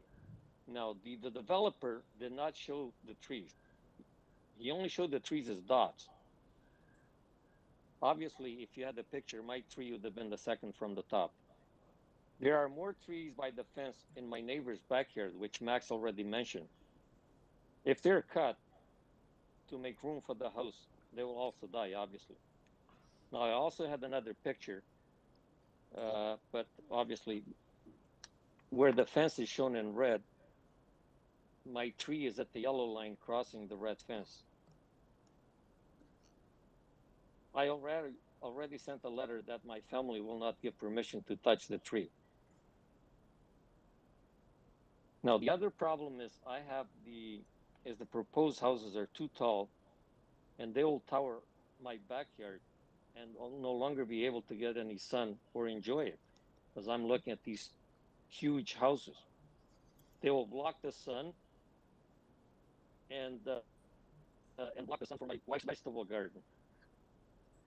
The reason is that the developer wants to split the lot and put 2 garages facing Fremont, but the lot is on a steep hill, which somebody else already mentioned it. And Fremont, it's at the highest point. Our yard is near the lowest point. Putting the garages on Fremont means that the houses will have to be lifted to that level.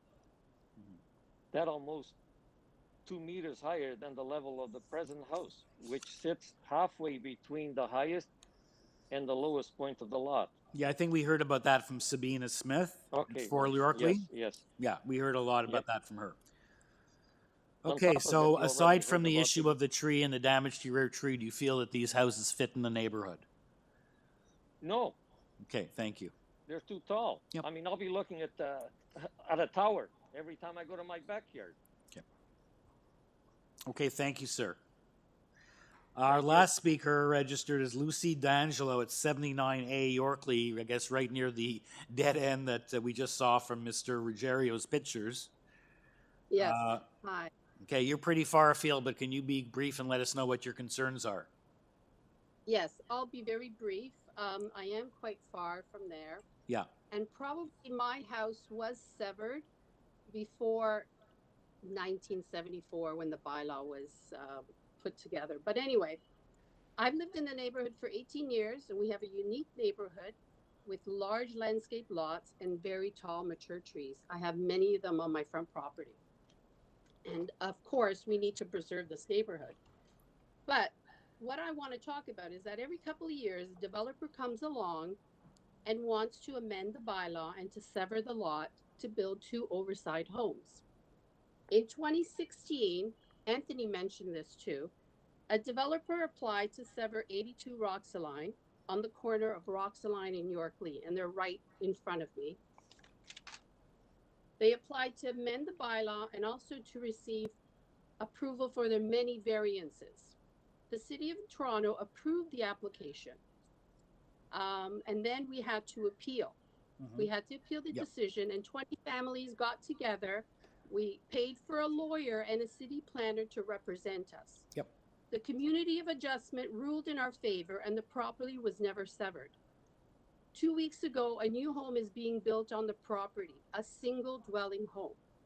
We will continue to stand together to ensure that the integrity of our neighborhood stays intact. Thank you for your time, and I hope you will think of all the neighbors and all the when you make this decision. That's all I have to say. Thank you. Thank you, Ms. D'Angelo. Okay, Mr. Vieira, I believe it is. Yeah, Marco Vieira, you're still with us? Yes, I am, Mr. Chair. Okay, some very good presentations there, Mr. Vieira, providing us with the lot study. There's the 3148 bylaw, which I don't think is determinative of anything. I think we're entitled to look at this just on the basis of whether typical things we look at in terms of consent and with associated minor variance applications. I'm going to see, and I'm going to ask staff, excuse me if you can pay attention for a second. I would like this matter, we should look at it. We should have maybe see if city legal can look and see of the effect of 3148 in due course as to whether, I don't believe it is. I believe it can be dealt with on the general intent, and we don't have to rely on 3148. We've heard some people say it's a preservative bylaw, but I don't think that's, I think that's a bit of a red herring. I think we should be considering it until we get word, because when we looked at it, we said it was just dealing with the height. It wasn't dealing with the overall issue of the consideration of what was before us. So I don't want to get hung up on 3148 in terms of dealing with that. So Mr. Vieira, if you can sort of just, and I'll give you, if you need more time, obviously in 5 minutes, you need 10 or 15. We've had a lot of presentations and some very good presentations for you to show us why these consent and associated variance applications, in view of the presentations we've heard about this neighborhood, why it's worthy of support. Thank you, Mr. Chair.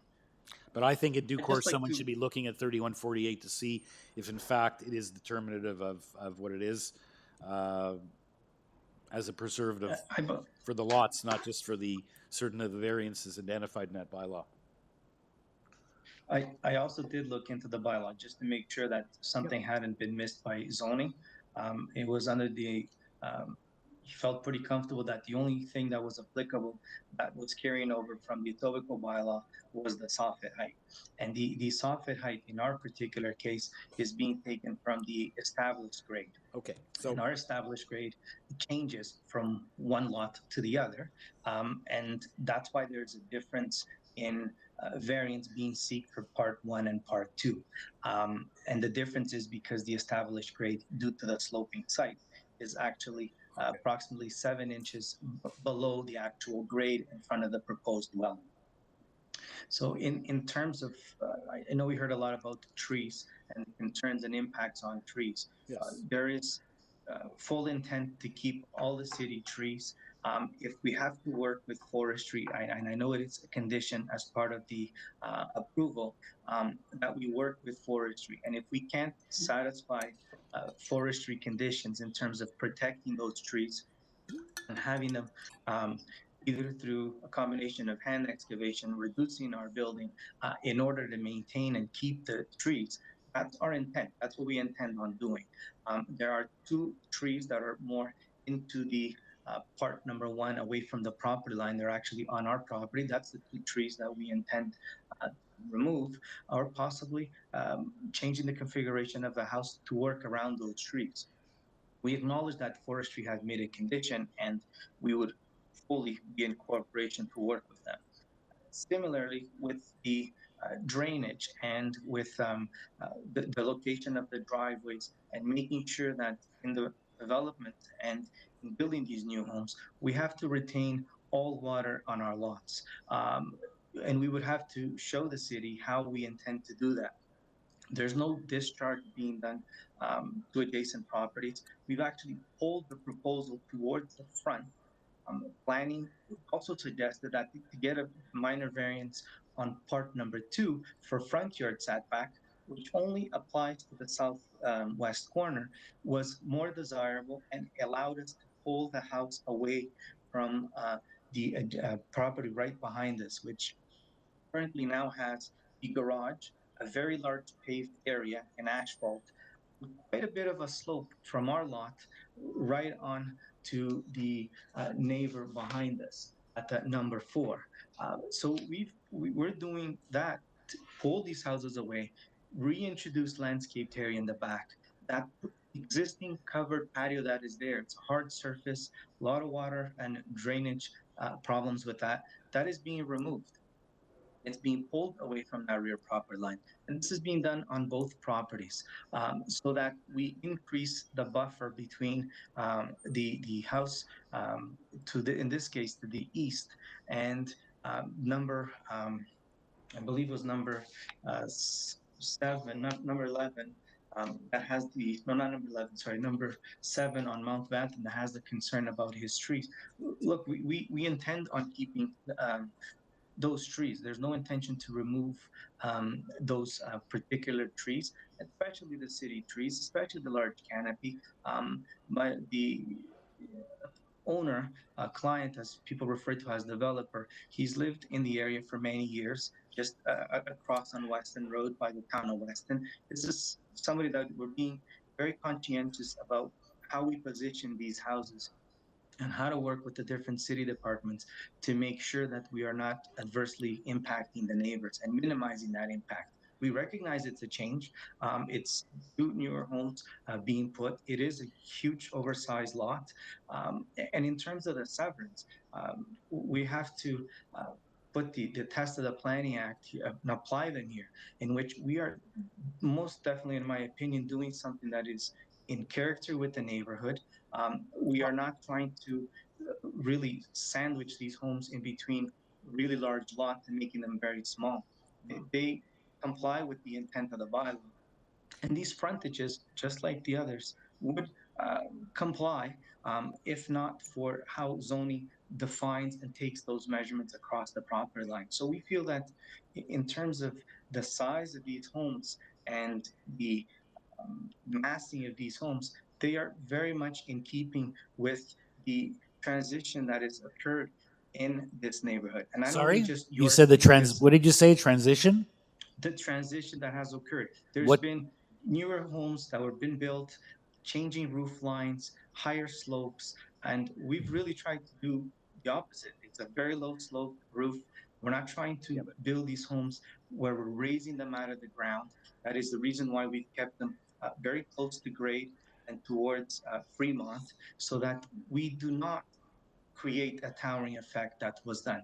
There's the diagram that was outlined in red. That's not what our proposal is. We are not doing that.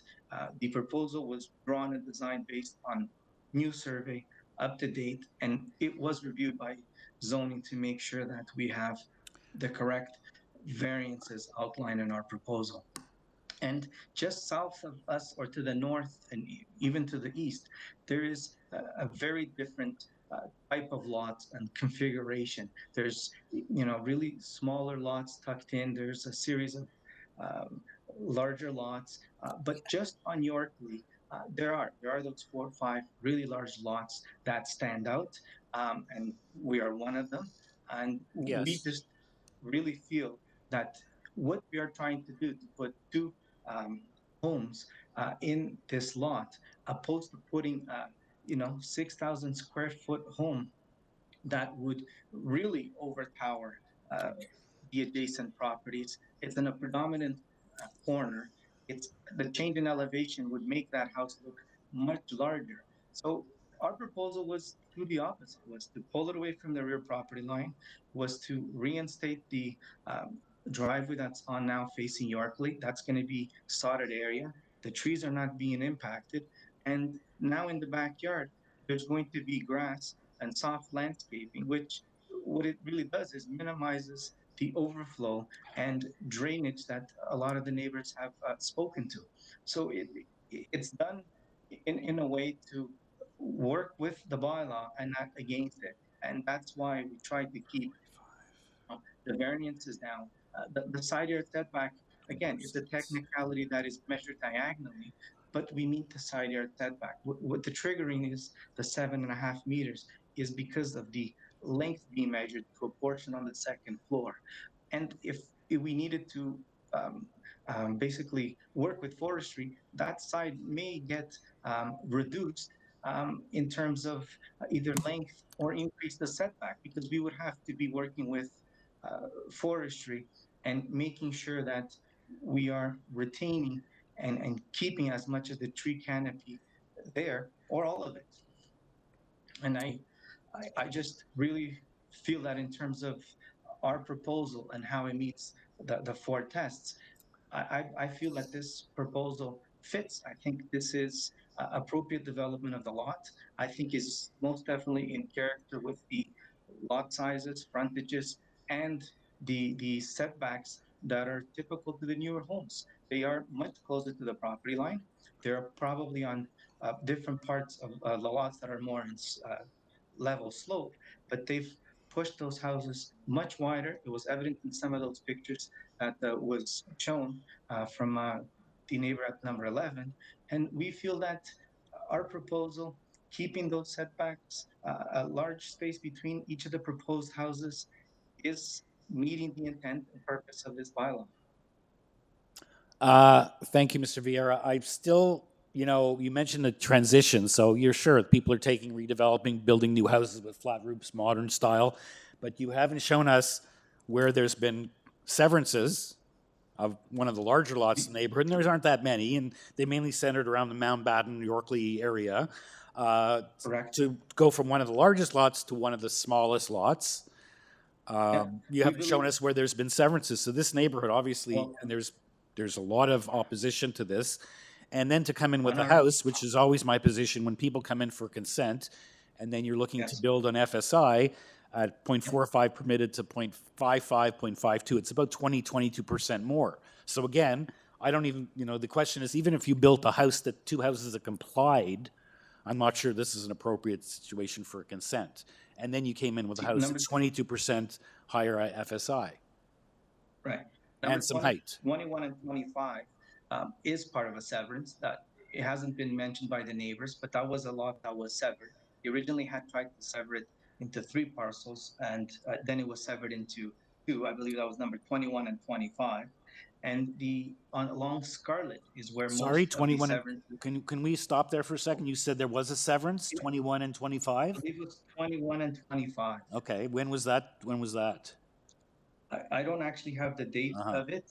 We know it was from a larger property that had been severed, but we don't know when the actual date was done.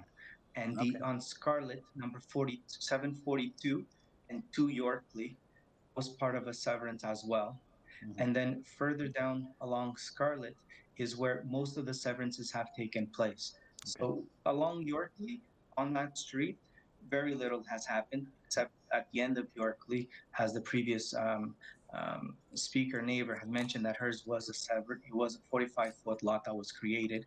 And the other severance that failed was an attempt to sever a 100-foot lot into two 50-foot lots, in which the houses were seeking more of variances in terms of massing than we are seeking. So yes, on Yorkley, there hasn't been a lot of change, but we have to look at the neighborhood as a whole, not just at one street. And I think we have to take the context of the existing neighborhood and apply it here and see how we are putting something in that is already characterized and characteristic of the neighborhood. We are not putting in an anomaly in the middle of these much larger lots. Okay, thank you. Anyone else have any questions for Mr. Vieira or for any of the neighbors, I guess, for that matter? But sorry, I had a question for the applicant. It looks like you haven't really taken the existing grading into account here. You're proposing houses where the driveways appear to be sloping back from the road towards the houses. Or alternatively, you would have to come back to the committee because you're going to have to raise the houses. So the variances that you've requested are maybe not sufficient enough to have something appropriate built because you haven't looked at the grading. We have no intentions of raising that house 2 meters. We intend to keep the house as close to the ground. That would just not be feasibly possible in terms of planning. Be up to raise the houses 2 meters above Fremont. That would be creating exactly what we feel would be the opposite, would greatly impact the neighbors.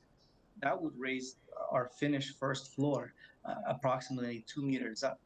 And that there's no intention. We intend to work with engineering to demonstrate how the drainage and how the existing slope can be worked to maintain the water in our property.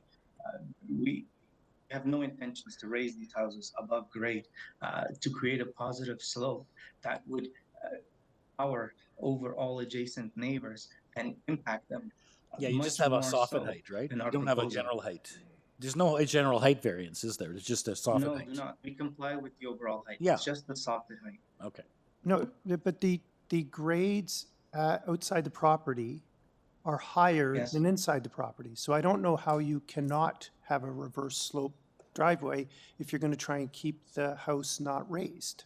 I just don't fundamentally understand. Yeah, it's not that. showing as a variance. He'd have to come back. You probably would be. And Then that's- I, Madam and that's the Secretary, thing. as a reverse slope driveway, it would show up as a variance. Would it not? Yeah, so it's not, we don't show that. So that was actually the first speaker of the 10 who brought up that point. And I guess, good thing you brought that up because I guess with all the people that Mr. Vieira had to respond to, that was the one thing he didn't, was the first speaker. It's the longest ago.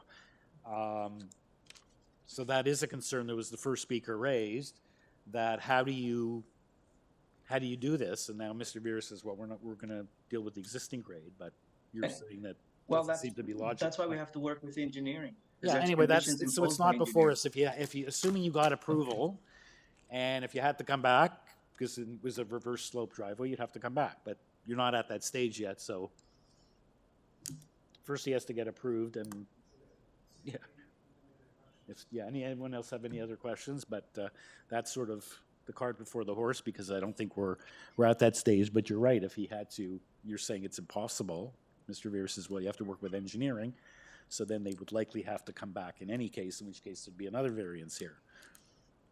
Which would require raising the house. Right, which would create a height variance. You have. But anyway, what we have before us is a consent, and the variances before us, which have a 55 and 52 respectively FSI, where 45 is permitted. And we've heard a lot of objection to the consent to sever, just even if they built houses that complied with the bylaw. I've heard enough that I'm prepared to move on the consent refusal because I think they're premature. I don't think enough work has been done, so they're not in keeping with the official plan or zoning bylaw. So if the consent fails, then the variances Yeah. are mute. So what do you mean it's premature? I don't understand, like premature He as hasn't opposed to done the it's in either. engineering work to justify Well- why the consents should be justified. Okay, but should we not make look at it from a more planning point of view? My question would be, normally a motion on a consent would be it's inappropriate, as the neighbors have said. It would be the two smallest lots. It's inappropriate rather than just relying on a technical No, planning. I don't think we should be creating lots that can't be Yeah, properly but built. we're not engineers here. We're a planning tribunal. So I hear what you're saying, but I would So when looking want at to the couch, I think consent- we have an obligation to consider it on the basis of whether the consent is not just not feasible from an engineering point of view. Well, I'm sure if it's not feasible from an engineering point of view, it doesn't meet the official plan. Okay, do you feel that it is, from a planning point of view, a consent would be appropriate or could possibly be appropriate in this circumstance if there wasn't an engineering On issue, if this was a lot, perfect? Not in this configuration. Okay, so like, what I'm saying, if we were in the prairies and everything was flat, would you then be, I want to see that we have the right reasoning for Well, refusing this. I could look at that, but that's not the application before me. Okay. And perhaps, Because my position would be, it's not supportable and should be refused because the consents, aside from the engineering point of view, it's not appropriate for developing the land and for all our, on the 4 tests and on the, whether it's appropriate to create these small undersized lots, even though they're not that much below the lot frontages. So I wouldn't want to just okay, maybe approach let's it from a okay. engineering point of view. take that 'cause more I'm as a not an engineer. commentary from my point of view then, all right? I'm saying if you want to, yeah, I'm saying, but you, That's my comment. okay. So if you want to make a motion, you can make a motion to refuse it on that basis or any other basis, I guess. I just been doing it, I'm remiss to make the reason for the refusal on the basis that it's an issue of the grading and it can't be done because we're not engineers and we're not supposed to be engineers or architects here. We're supposed to be a planning committee that looks at the planning issues, not the engineering issues. But you can make, I'm just wondering if, on the basis of the fact that So It's not this is the appropriate. criteria the committee has to consider when making their decision. Under 5124 of the Planning Act. The effect of development of the proposed subdivision on matter of provincial interest as referred to in section 2, whether the proposed subdivision is premature or in the public interest. So premature can be for a variety of reasons, whatever the members consider. Whether the plan conforms to the official plan and adjacent plans of subdivision, if any, the suitability of the land for the purposes for which it is to be subdivided, then it goes into affordable housing, the number, width, location, and proposed grades and elevations of highway and the adequacy of them, and the highways linking the highways in the proposed subdivision within the established highway system in the vicinity and the adequacy of them, the dimensions and shapes of the proposed lots, the restrictions, conservation of natural resources, adequacy of utilities and municipal services, adequacy of schools, the area of the land for dedication, the extent to which the plan's design optimizes the available supply means of supplying efficient use and conservation of energy, and the interrelationship between the design and the proposed plan of subdivision and site plan control matters relating to any development on the land.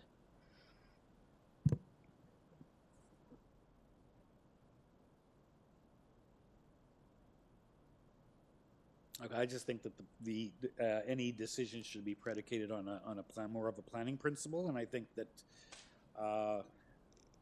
to say that it's an engineering issue and it can't be done without creating a variance or 2 more variances or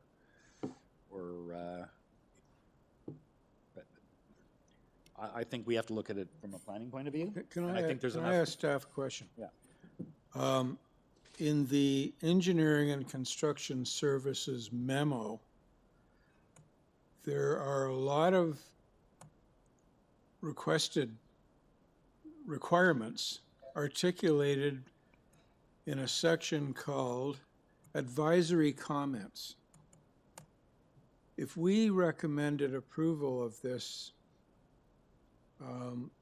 subject to the environmental and construction services conditions, would that include advisory comments? And the reason I say that is because advisory services addresses driveways. They say they oppose reverse slope. The proposed driveway should be designed and constructed with a positive slope, with a minimum 2% slope, which was an issue raised by one of the neighbors at least. And they also speak to site grading in conjunction with the building permit application to ensure that the development of the subject land does not create a drainage problem to this or abutting lands. The applicant must submit a lot grading plan. So I guess my first question was,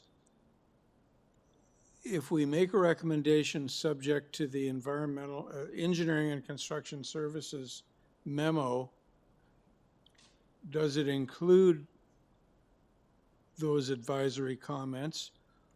Or may we, as a committee, articulate and specify that it's subject to the advisory comments? So no, those are advisory comments because those are not conditions that could potentially be fulfilled within a year. And so they've provided this information for the applicant to be aware of the problems they may encounter. So as a side note, yes, 742 Scarlet Road did come to committee years ago. It was severed. The problem was they had to provide servicing off the side street. There was no servicing, and the applicant then kept coming back to committee because they didn't want to pay for the servicing because it was too expensive to extend it to that part of the street for just his one property. And the city wasn't willing to pay for that. It looks like this is a similar situation where they're advising that they don't have the necessary services and they may have to extend them at their own cost. And I don't know if they've looked into how expensive that will be, but it is usually more than people anticipate. So when they say the applicant must submit a lot grading plan to the buildings division, They have to do that as part of their building permit application for a new development. okay, so is that going to be enforceable whether we articulate it as a condition? That's not? just standard. They have to do that They have to regardless do of that. if they're coming to So committee he's got to or come not. up with a lot grading plan to protect adjacent properties. If you're at the building a building new permit house, stage. you have to submit a And, lot. and he cannot have a reverse slope driveway. It depends on how it's considered. Zoning would have to determine if it is a reverse slope driveway. The city of Toronto does always require, Because this says that the city opposes them. the city does oppose them, and any portion of the city property, so when you look at pictures or maps, they don't always own up until the street edge. And so any portion that the city owns has to be positively sloped to the street, regardless of what they do on their own property. Right.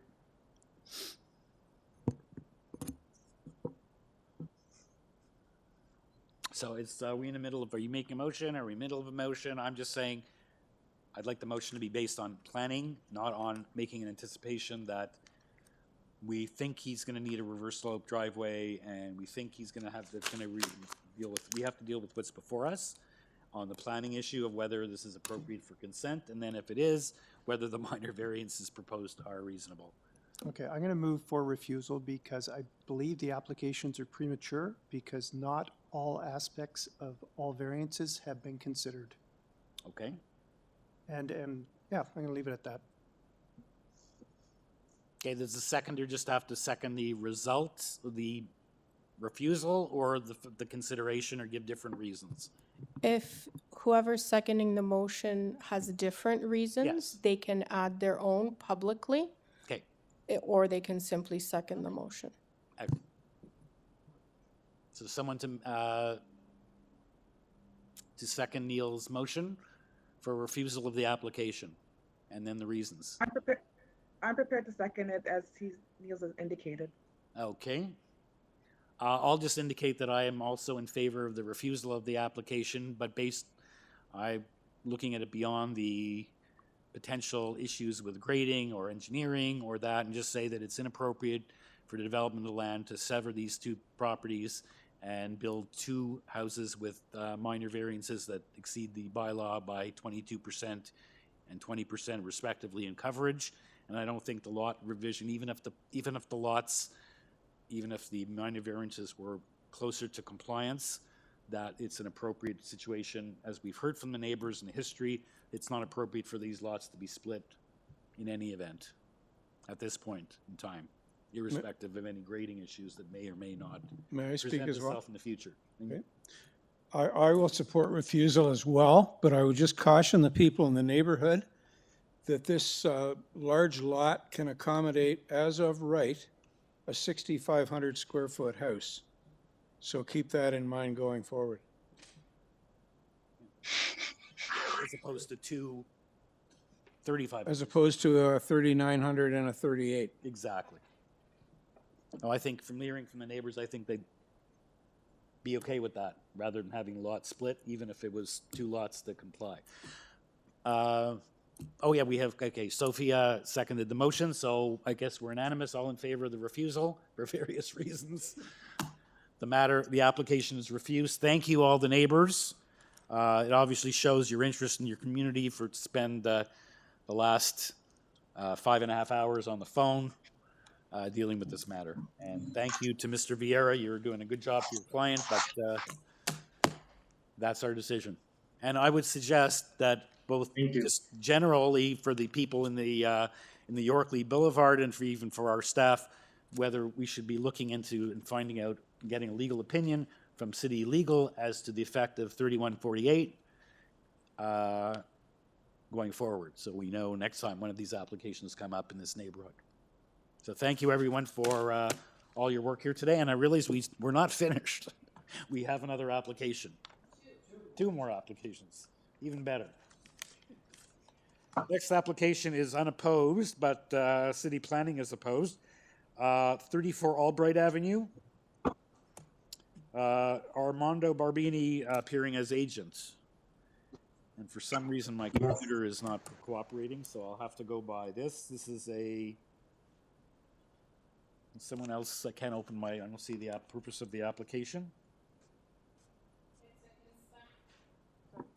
It's a consent to sever into two residential lots that are undersized and to build two new detached dwellings with attached garages. They have variance applications as well. Yes.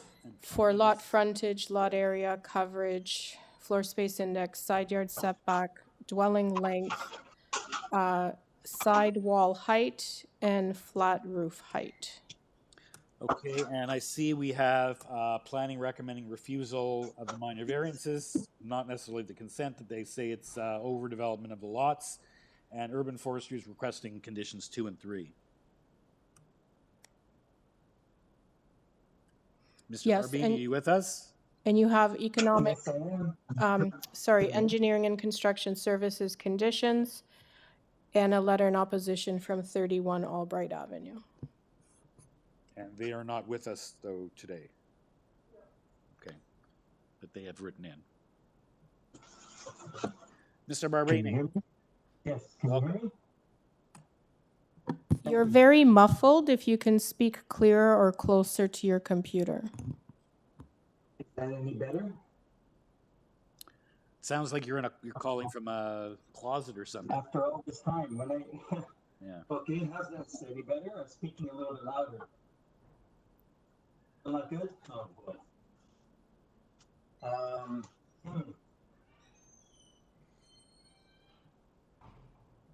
Okay,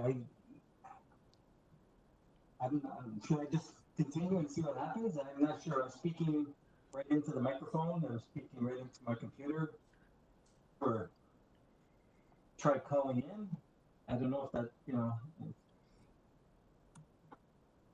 Yeah, obviously I want you to hear me, but then Are you speaking through your laptop? No, it's a computer. It's a desktop. It's a built-in microphone. You may need to use a headset then. Hang on, yeah, maybe I'll try that. Hang on. Wait up first. Is that any better? Or no? No? Okay. Hang on.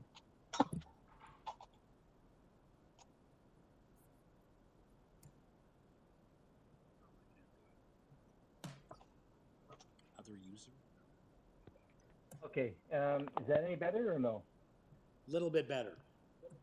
A little bit better. Just try to yell. But Talk loud. Talk loud, and we should be fine. Speak louder. Okay, how's that? Yes. Okay, let's try it. Okay.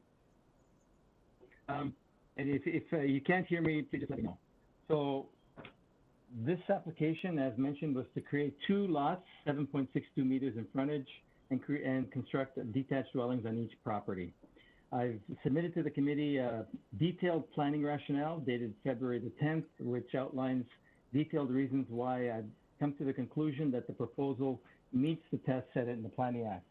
But if I would appreciate if you could put up the submission I made dated July the 3rd, supporting information.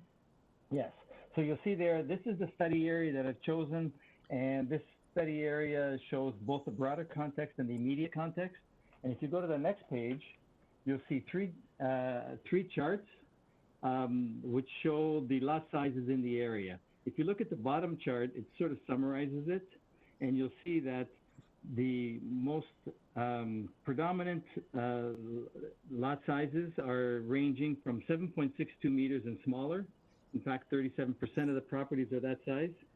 And then the largest lots, or the lots that are 15.24 meters or greater, are the least occurring lots. You'll see that in the immediate area, there's only 7.5% of the lots that are 15.24 meters. So we're taking one of the lots that are the least occurring and creating 2 lots that are the most predominant. And that's one of the tests in the Planning Act, or in the official plan, that talks about allowing development that's in keeping with the predominant lot sizes in the area.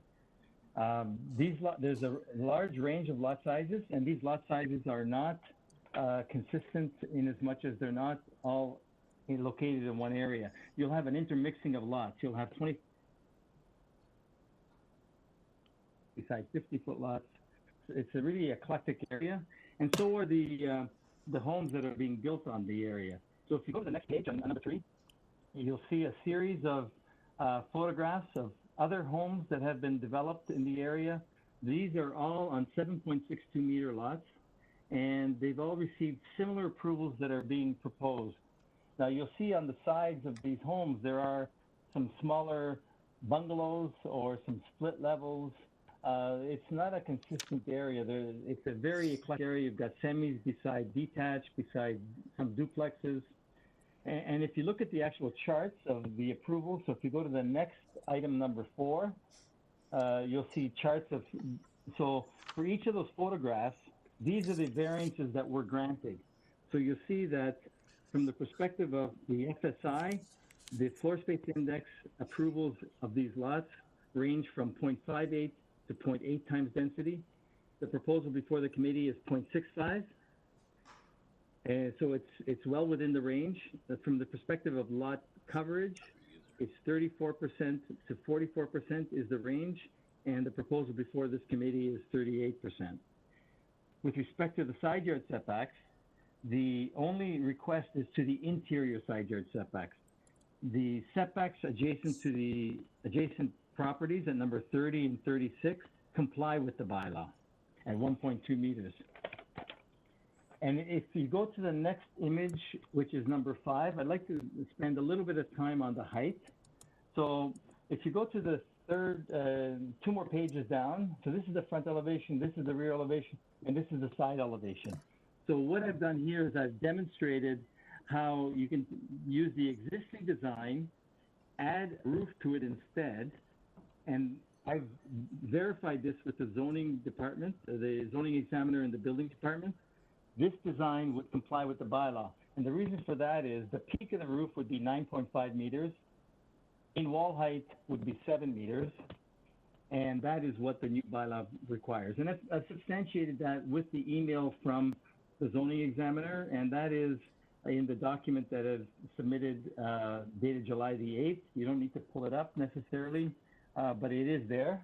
But if you go down to the next one, number 6, you'll see that there is the next page on this exhibit.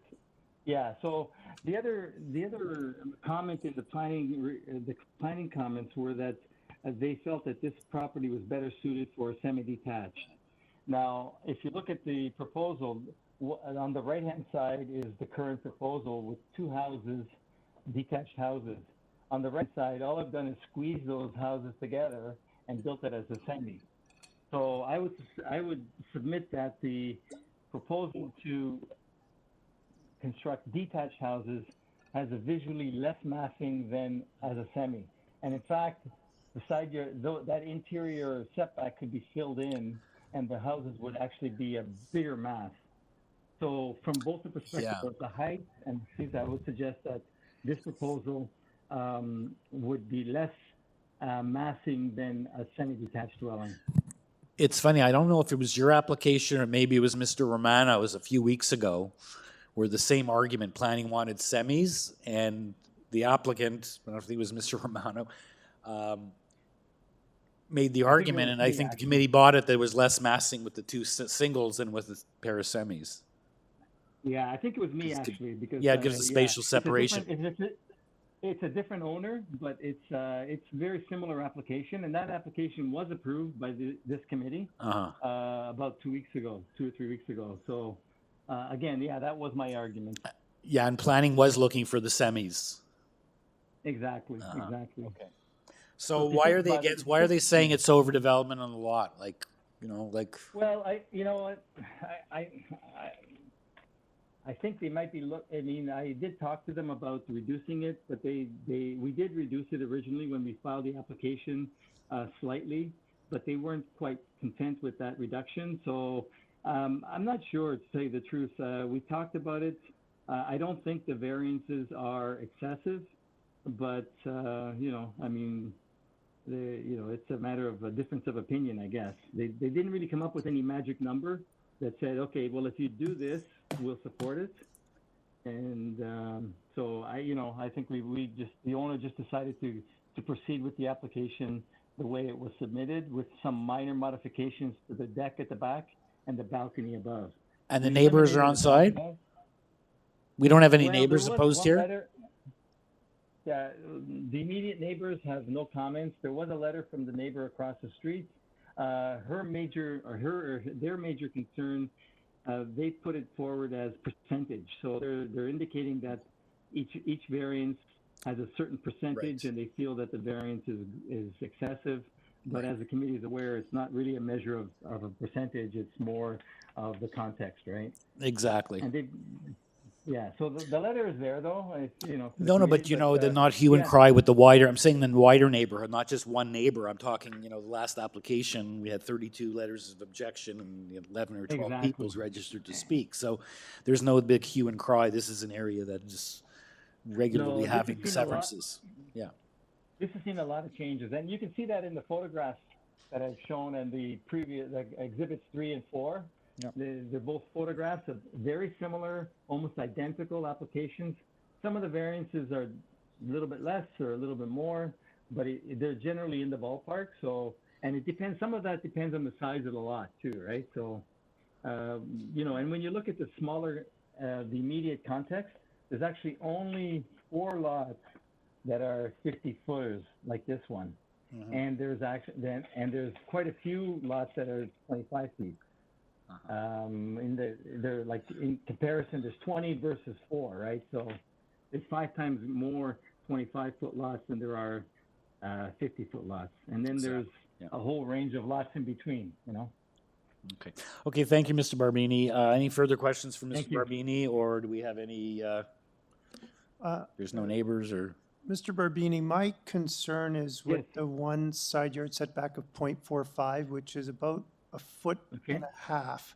And my concern there would be maintenance of that side of the dwelling. If you've got 2 neighbors who get along, you can probably share that space. If you had an easement granted, you could share that space. But 0.45, I think, from the property line into the side of the dwelling is not sufficient for maintenance of the dwelling. And I look at the table that you provided in your page 4, I think it is. Right. Actually, it's page 5. No, it's number, I don't know if it's page, no, it's page 2 of 4 of your 2 of 4 on tables. the bottom, yeah, on the bottom, yeah. So you've got the side yard setbacks.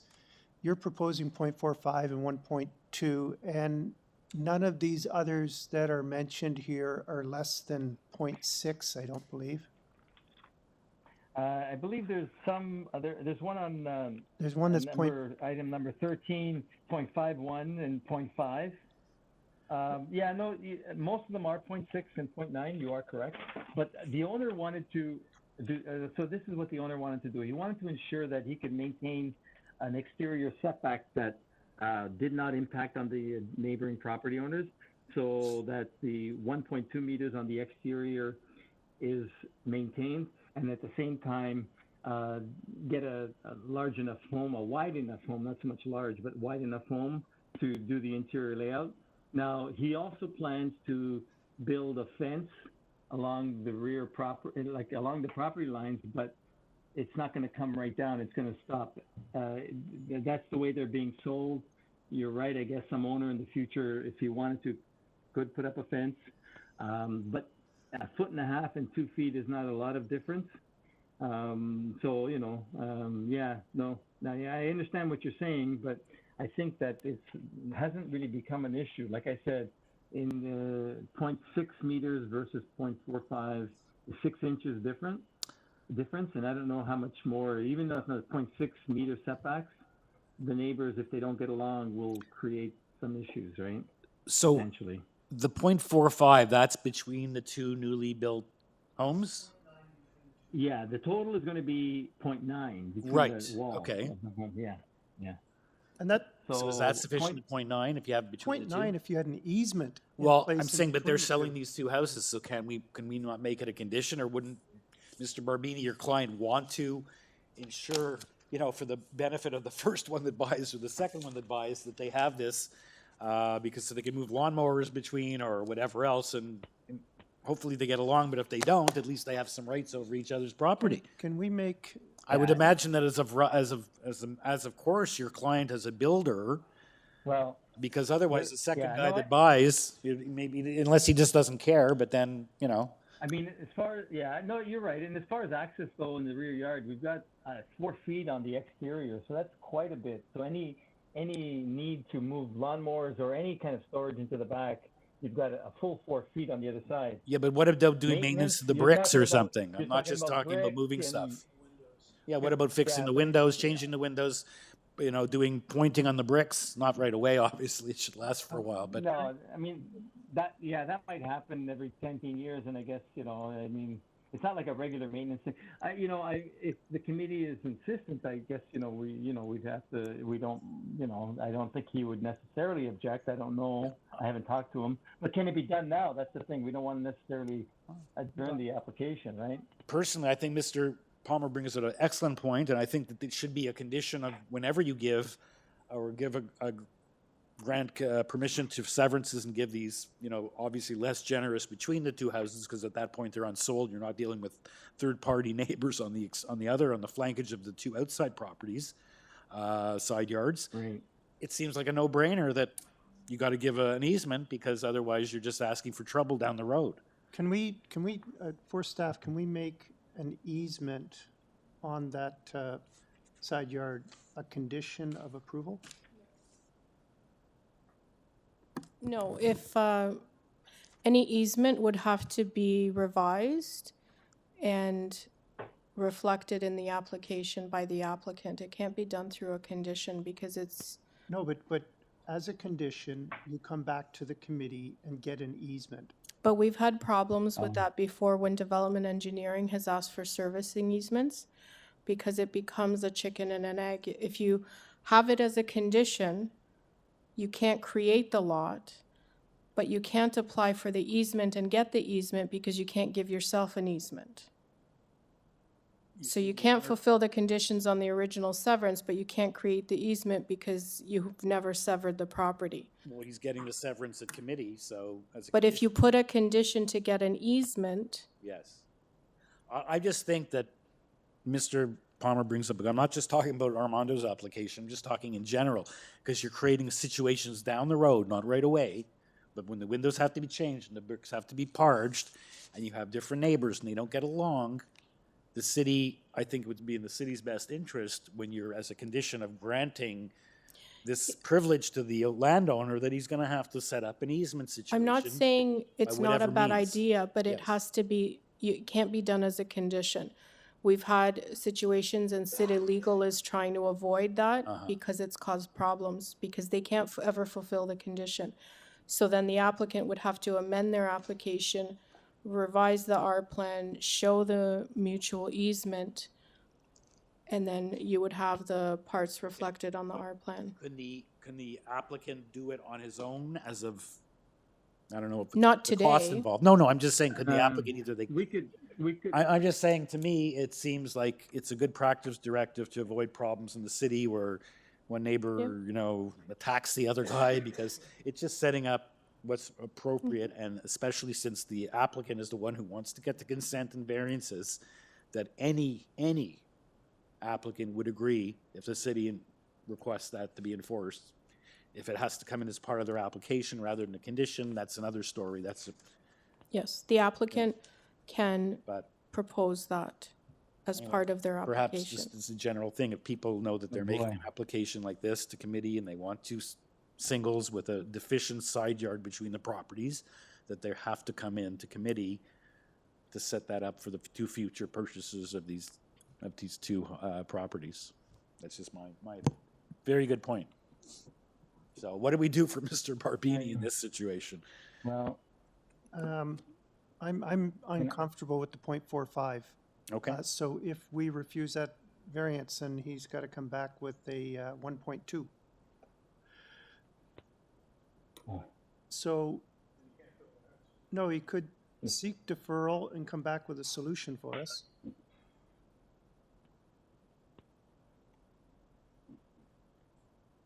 Because 0.45, you might as well make it 0. Yeah.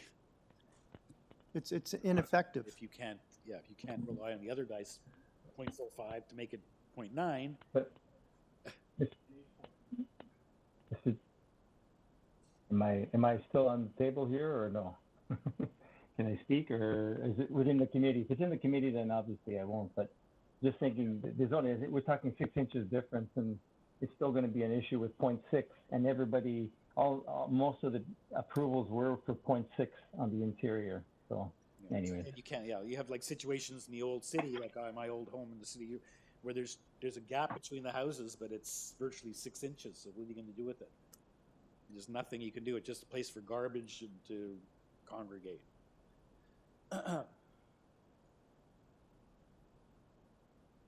it's a very good point. I would say it's up to the applicant. If they want to seek a deferral to come back with a solution, that's fine. I don't know how my colleagues feel about this variance. I'm really uncomfortable with it. I don't like setting up a situation like this, because it's not a year down the road or 2 years down the road. This is a permanent house that we're putting up that's going to be, these properties are being created, for the next 100, 150 years. yeah. But again, Okay, well, I know it's our choice. I understand that, so you mentioned, but I have to go back to the fact that we do have 4 feet on the other side. So if it's strictly maintenance, we're talking about something that maybe every 10, 15 years might require, if you're going to change your windows in 20 years, or you have some other, I mean, it's very, very seldom, right? And it occurs in many other properties in the area, so I don't know. I'd have to consult with the owner, I guess. Yeah, but you know what? Then you go back to the argument that maybe if you're going to have a deficient 0.45 and not be able to go on the other guy's 0.45 by an easement, then maybe you're better off having the semis, even though because you're better off having 0 than such a small amount that you can't even. Well, the consistent approval in the area is 0.6, so that would be another alternative, right? I mean, as opposed to what can all you or do with nothing. 0.6? Like Can't do much. 1.5, no? 0.6. You still can't do any parging or change the windows or.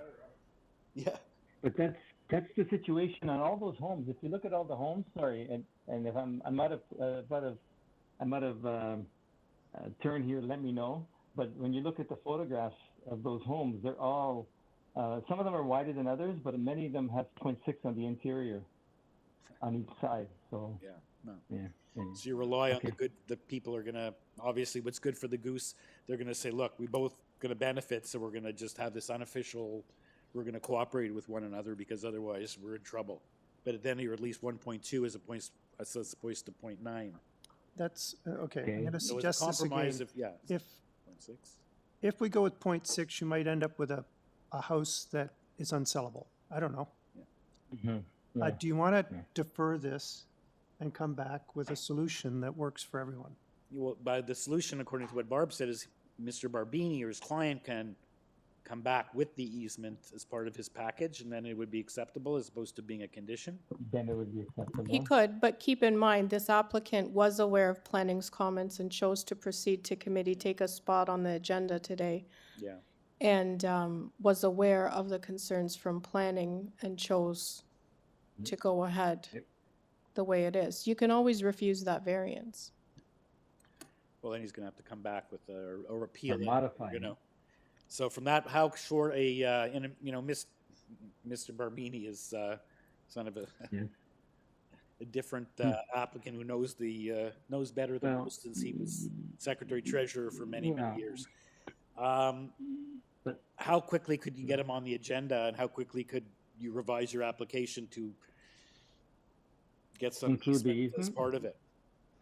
I'll be honest, it probably wouldn't be this year, because by the time he submits the applications, we have to recirculate to development engineering and planning. They have to comment, and once they comment back with whatever conditions they propose, that's when we can schedule it for a hearing date. Can you live with 0.6, Mr. Barbie? Can the condition? I guess, yeah. I think that's the better of the two alternatives. How about if? And I asked Barb, I guess, because you were dealing with legal. But what if the condition were worded in such a way that prior to the issuance of a certificate, so that a separate easement application be submitted? But how do you comply with the condition? Well, the application be filed, right? Yeah, but it doesn't mean it's been approved. No. You can file the application. Here's the problem. You can file the application, which means you've completed that condition technically, get a certificate. As soon as you get your certificate, you withdraw that application. There's nothing to compel anyone to follow through with the application.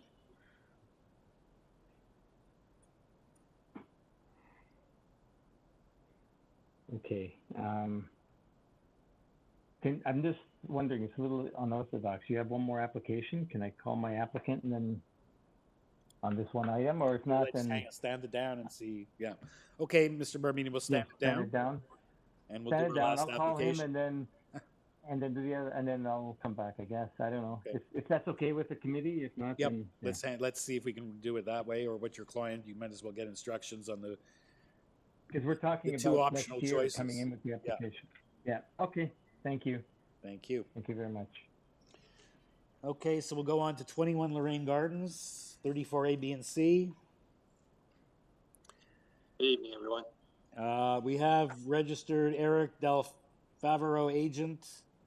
We have the neighbors at 18 Lorraine Gardens and the neighbors at 31 Lorraine Gardens who, the rectors who we already spoke to, feels, on the other application, feels like hours ago. So that's who we have. And one other speaker as well. I have to turn the page. Linda Radden at 23 Lorraine Gardens, right next door. Sorry, Mr. Chair, it seems as though we've lost the neighbors at 18 Lorraine Gardens and the neighbors at 31 Lorraine Gardens. I've reached out to staff to try and get in contact with them, but for right now, we just have the agent, Mr. Del Favero, and the neighbor at 23 Lorraine Gardens. Okay. So here we go. It's another consent to sever and two minor variance applications. And we have on this application, Urban's Forestry looking for a refusal. We have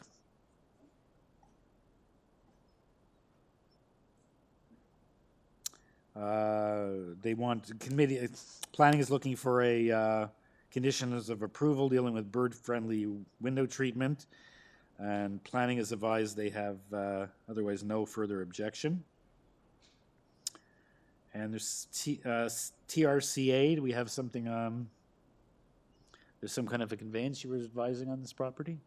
Yes, we have comments from them dated February 2020, where they've got recommended conditions related to the transfer of land that backs onto the ravine. Okay.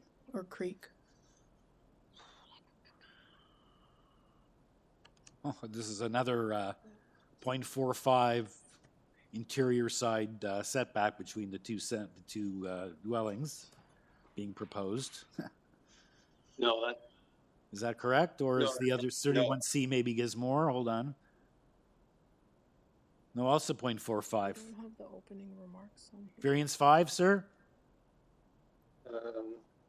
Sorry, let me just pull it up. Variance 5 of the two minor variants, both will be located 0.45 from the west and east side lot line. Isn't that the same situation we have with Mr. Barbini? No, I think that's the wrong staff report, I believe. I'm just looking at the variance list. So variance number 5 that I have from the planning report, it speaks to the height of the roof. Okay, so are you looking at the zoning review, or you're looking at the notice of variances? I am looking at the notice of variances, the zoning review. No, you should be looking at the notice of variances. That's what I'm looking at. Oh, sorry. I went to 31. Okay. Yeah. No wonder it is. I'm on 31. Okay. My indexes weren't working properly. My apologies. No worries. My bookmarks. Yes, so it's too late for my bookmarks here. Okay, so sorry, we have sir. 9 variances. No worries. We have 9 variances for the retained lot. Yeah, 2 of them are due. The 2 of them are the same. They're just because they're just separate bylaws. Yeah. Okay. My bad. My bad. Sorry. Yeah. And then the conveyed lot has 4. Yes. Because 2 of them are again. Okay. Same. There's 5 on the notice, but 2 of them are the same. Okay. My apologies. I was looking at the wrong application. So you have like 9 variances on the yes. on the first one, and on the other one you have 5. Yeah. Okay. You want to give us a brief presentation and? Sure. Okay. So we're proposing to sever the lot. The lot's an anomaly in the neighborhood. It's about 2.4 acres, so it's quite large. Yeah. We're proposing to sever it into 2 1-acre lots, which are more in line with the neighborhood, and then the rear of the property will be dedicated or conveyed to TRCA. Okay. So you can see there's a hatched area on the plan. That portion of the lot will stay in private ownership. There will be a restricted covenant on title for it, so nothing can be built within that area. We're proposing for each lot is about 10% coverage. For the retained lot, our FSI is 0.23, whereas the bylaw is 0.45, and on the new lot, we're at 0.12. Huh. So, yes. this is deferred from February. We had some comments from Urban Forestry and TRCA. They've been settled. We've been dealing with TRCA for a number of years now. We've come to an agreement on how we're going to move forward. We submitted a natural heritage impact study. So that's been taken care of. With Urban Forestry, I know that they issued, again,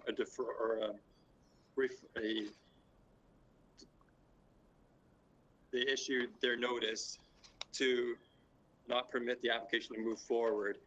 I'm a little confused on the number of trees that they've listed here, because out of the 9 trees they've listed, we're only removing 4 of the 9. The other 5 are actually staying. So I'm not sure, maybe they were looking at older drawings.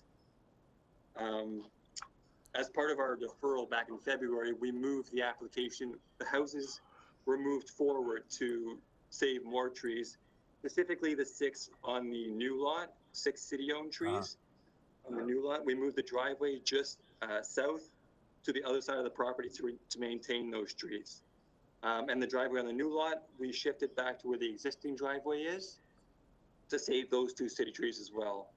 So, yeah, so those have been addressed. That's what they've listed as tree number 2 or tree number 3 in their items. Those are city-owned trees. Outside of that, the swimming pool will remain. There's an in-ground swimming pool that will remain with the new lot, and we're proposing a new swimming pool on the retained lot. Okay. So the retained structure will be removed and a new structure built.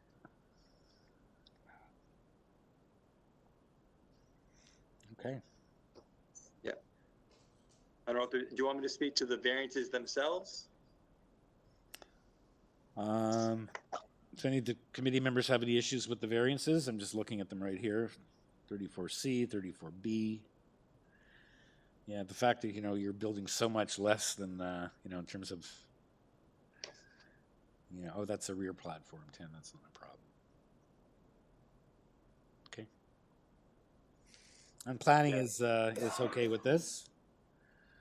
So you're okay with the plant, with the condition dealing with the bird-friendly treatment? Yes, we're okay with those. Okay. Okay. So we did canvass the neighborhood back in February. We went out and sent letters to the immediate neighbors. At the time, there wasn't any much feedback on yet the proposal, so that's just where that's been left. I haven't heard much since. That was before the houses were moved forward. Mm-hmm. Okay, so we have some people registered to speak, although at this late hour we may have lost some of them. Kathy and Darcy Rector were with us earlier today on an application that was much closer to them. I think it was next door. And the people at 18 are, I guess, across the street. But we do have 23 right next door. Linda Radin. So perhaps we can hear from her and you can respond to any concerns. Hi there. Thank you for listening to me. My husband and I don't have many concerns. We're actually very happy with everything that has been proposed, and the neighbors next door have been very forthright with everything. The only issue that we have is he was saying it was tree number 3. That's for the variance number 9. Those are the cedars that are in the front, but there's also cedars that are on our property on 23 that go all the way down. And my husband and I want to make sure that there's going to be provisions for the cedars to be protected, because we don't want those to be damaged at all, because they are like about 50 or 60 years old. Wow. Those are the ones on the front? Is that the street frontage? And it's the street frontage and the full length between both properties 21 and our property 23. Okay. So all the cedars are on our property, but because for number 9, variance number 9 and variance number 5, they're going to be widening the driveway. So I just want to make sure that the roots aren't damaged for the cedars and the cedars don't die. Okay. So perhaps we'll hear from the neighbors the issues of forestry. We do have the forestry conditions here, so Yeah, I've got it right here from August 1st, and they're saying that they're consent to sever the application because of the tree number 3 and tree number 1. I'm just making sure that the cedars between our properties remain healthy as they are right now. Okay. Let's hear back from the applicant on that. That's your, basically your concern. Otherwise, you're happy to have this. They're splitting them in 2. They're not splitting it in 6 or 4. There's going to be 2 lots. They're very 1 acre lots. No, originally we heard that they were supposed to build 9 townhomes, so I'm glad that that has not been the case. I can imagine. I can imagine you'd be happy with that. Okay, no, so because perhaps we can hear back then from the applicant on the issue of the protection of the cedar hedges on the property.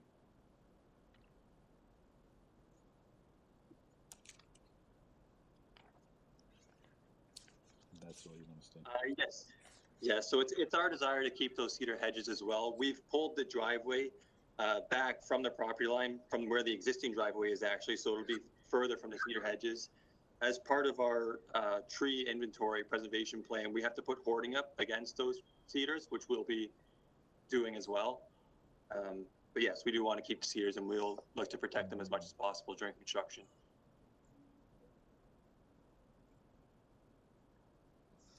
Yeah, I see this was deferred when it was before us back in February, specifically to deal with urban forestry, correct? Yes. And clarification and deal with the conveyance to TRCA. So, okay. That's correct. Yes. Yes. So we've revised the proposal as much as possible, and we'll continue to work with our urban forestry if it is approved to come to a conclusion on the rest, the remaining. But like I said, out of the 9 trees they've highlighted, 4 of them are actually being removed. The other 5 are staying or proposed to be kept, including these cedars along the property line. Okay.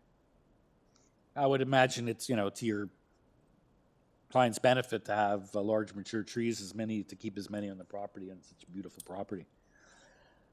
Okay, so committee members, any questions for the applicant or for the neighbor at 23? I guess, Adam, we haven't been able to reach the other people, but so Ms. we didn't have any letters or anything. Sorry, let me get their names here. Ms. Brain, staff was able to reach them, and they said that they will not be phoning in. They confirmed that. And Mr. and Ms. Rector, we've tried calling, and they haven't answered. So, okay. Any questions then for the agent or for the neighbor for that matter, or are we ready for a motion? Sorry, did we clarify that the applicant would be okay with the conditions from planning? regarding Yes, the he is, window yes. treatments and lights and whatnot? Yeah, asked him twice. Okay. So he's okay with that, and including planting trees. Again, it doesn't specify the tree planting, but I assume it's to the satisfaction of someone. Madam Secretary Treasurer? The condition with respect to the trees, isn't a lot of specificity in that. We would do it to the satisfaction of planning since they've asked for that condition. Okay, it says plant native species on the site or along the street frontage. But that's all it said, so. Okay, so is someone ready to make a motion?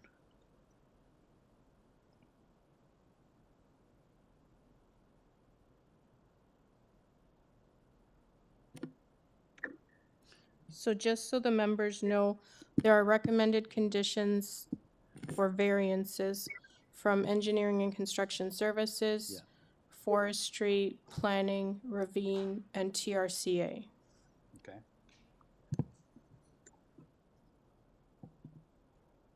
So any motion of approval, obviously, would include those conditions, which deal with the severance and the 3 conditions from planning. We've reviewed all of those conditions as well, and we're fine with them.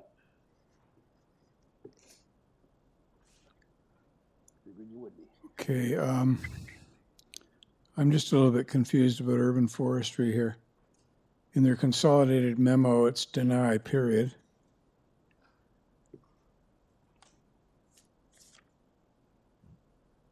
So I don't see that there's an urban forestry condition. They just want it denied. Am I right, or? What do I have? Well, they always tell us to look at the consolidated memo. In that case, it's a 5, it's a refusal, right? The memo dated August 1st to deny the consent and the variances. But we've heard from the applicant they're working with. Sorry, on the second page of the August 1st letter that's sort of buried in this particular application, if you go to the second page, if despite Urban Forestry's recommendations, the committee plan approves the variances, they request the variances be subject to the following conditions. 1, complete application for permit to injure or remove a city-owned tree, and 2, submission of complete application for permit to injure or remove a privately owned tree.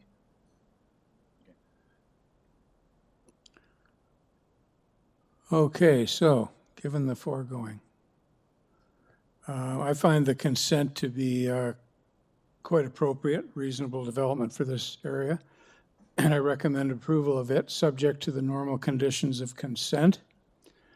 I find the variances requested to be minor in nature and meeting all the other tests under the Planning Act, and I move approval of those, subject to urban forestry conditions 1 and 2, planning conditions as set out in their memo dated July 31st, engineering and construction services conditions set out in their memo dated June 24th, TRCA conditions, and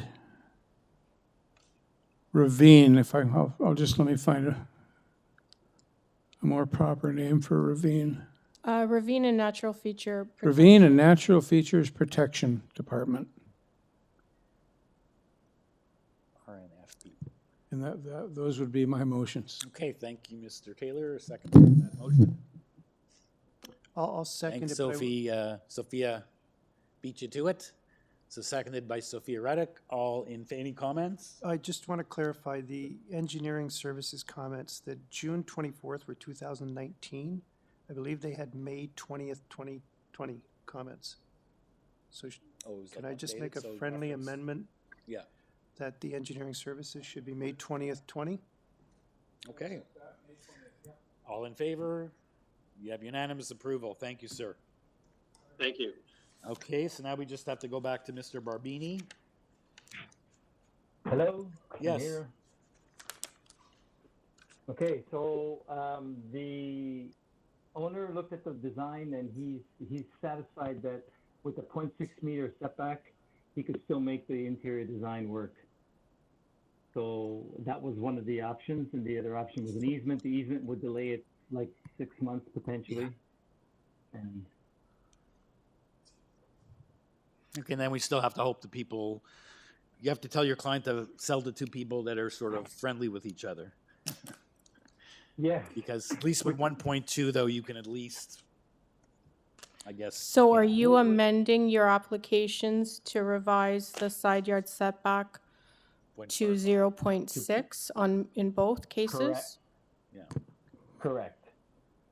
If that's what the committee is would be satisfied with, then we would make it work.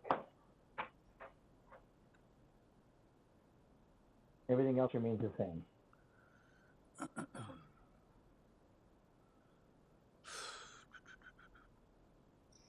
That's a very good point, especially since the argument is to have that, and most applicants and agents, you prefer obviously to have a pair of detached homes and a pair of semis. So perhaps a practice directive that if you want to do that and you're going to come in with 0.6 or less, or certainly 0.45, but even 0.6, that you better come in with an easement, and it's in your control because you're going to be selling 2 houses or living in one and selling one. And that just makes, I think it's just a smart thing to do for a house that's going to, 2 houses are going to be there for the next 150 years. Understood. Understood. We won't be there, but I'm just saying, I think it's a great idea. Because, you know, we bought your argument last few weeks ago that the pair of singles are better than a pair of semis, which avoids that gap between the houses. Benefit to the owner is he sells those houses for more money. It costs him a little more in brick, but everyone's happy And then you avoid that problem going down the road. 100 years from now, we won't know about it, but. And that previous one was 0.6 meters too, so Yeah. the previous approval. So I guess we need a motion, both on the consent and the severances.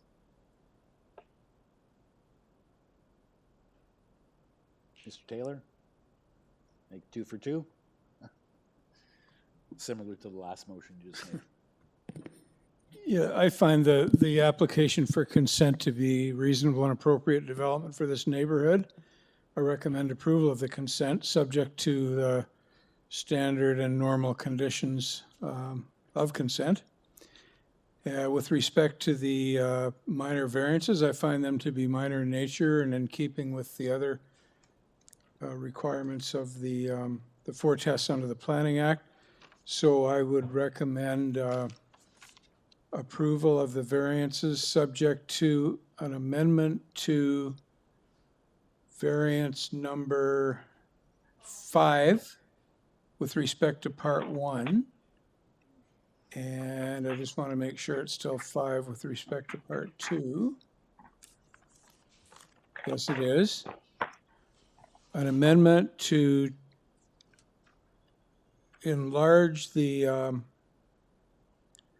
side yard setback from 0.45 meters to, in both cases, 0.60.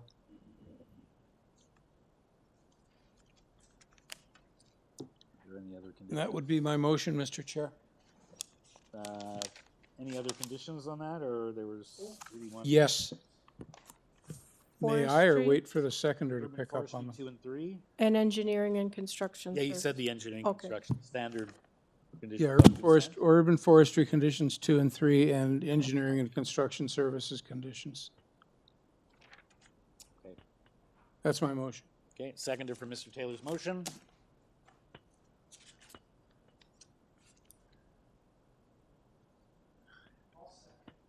Sophia, were you? I thought you were talking. I don't know if you're talking to someone at home or you were trying to talk to us. Say something. Yeah, no, sorry, I was talking to my son. Oh, that's okay. Okay, so Mr. Palmer's seconded the motion. All in favor? Mr. Barbini, you have unanimous approval of your consent and variances. And we're finally Thank finished you. at 7:25. Thank- Wow. No, Yeah, time and a half. they do. They do. We don't. Oh. So we're officially done? Yes, we Okay, are. thank you. Thank you, Sophia. Thanks, bye-bye. Hey, thanks, Sophia. Nice working Bye. with you. You too. Okay, Michael, don't run. I have a bunch of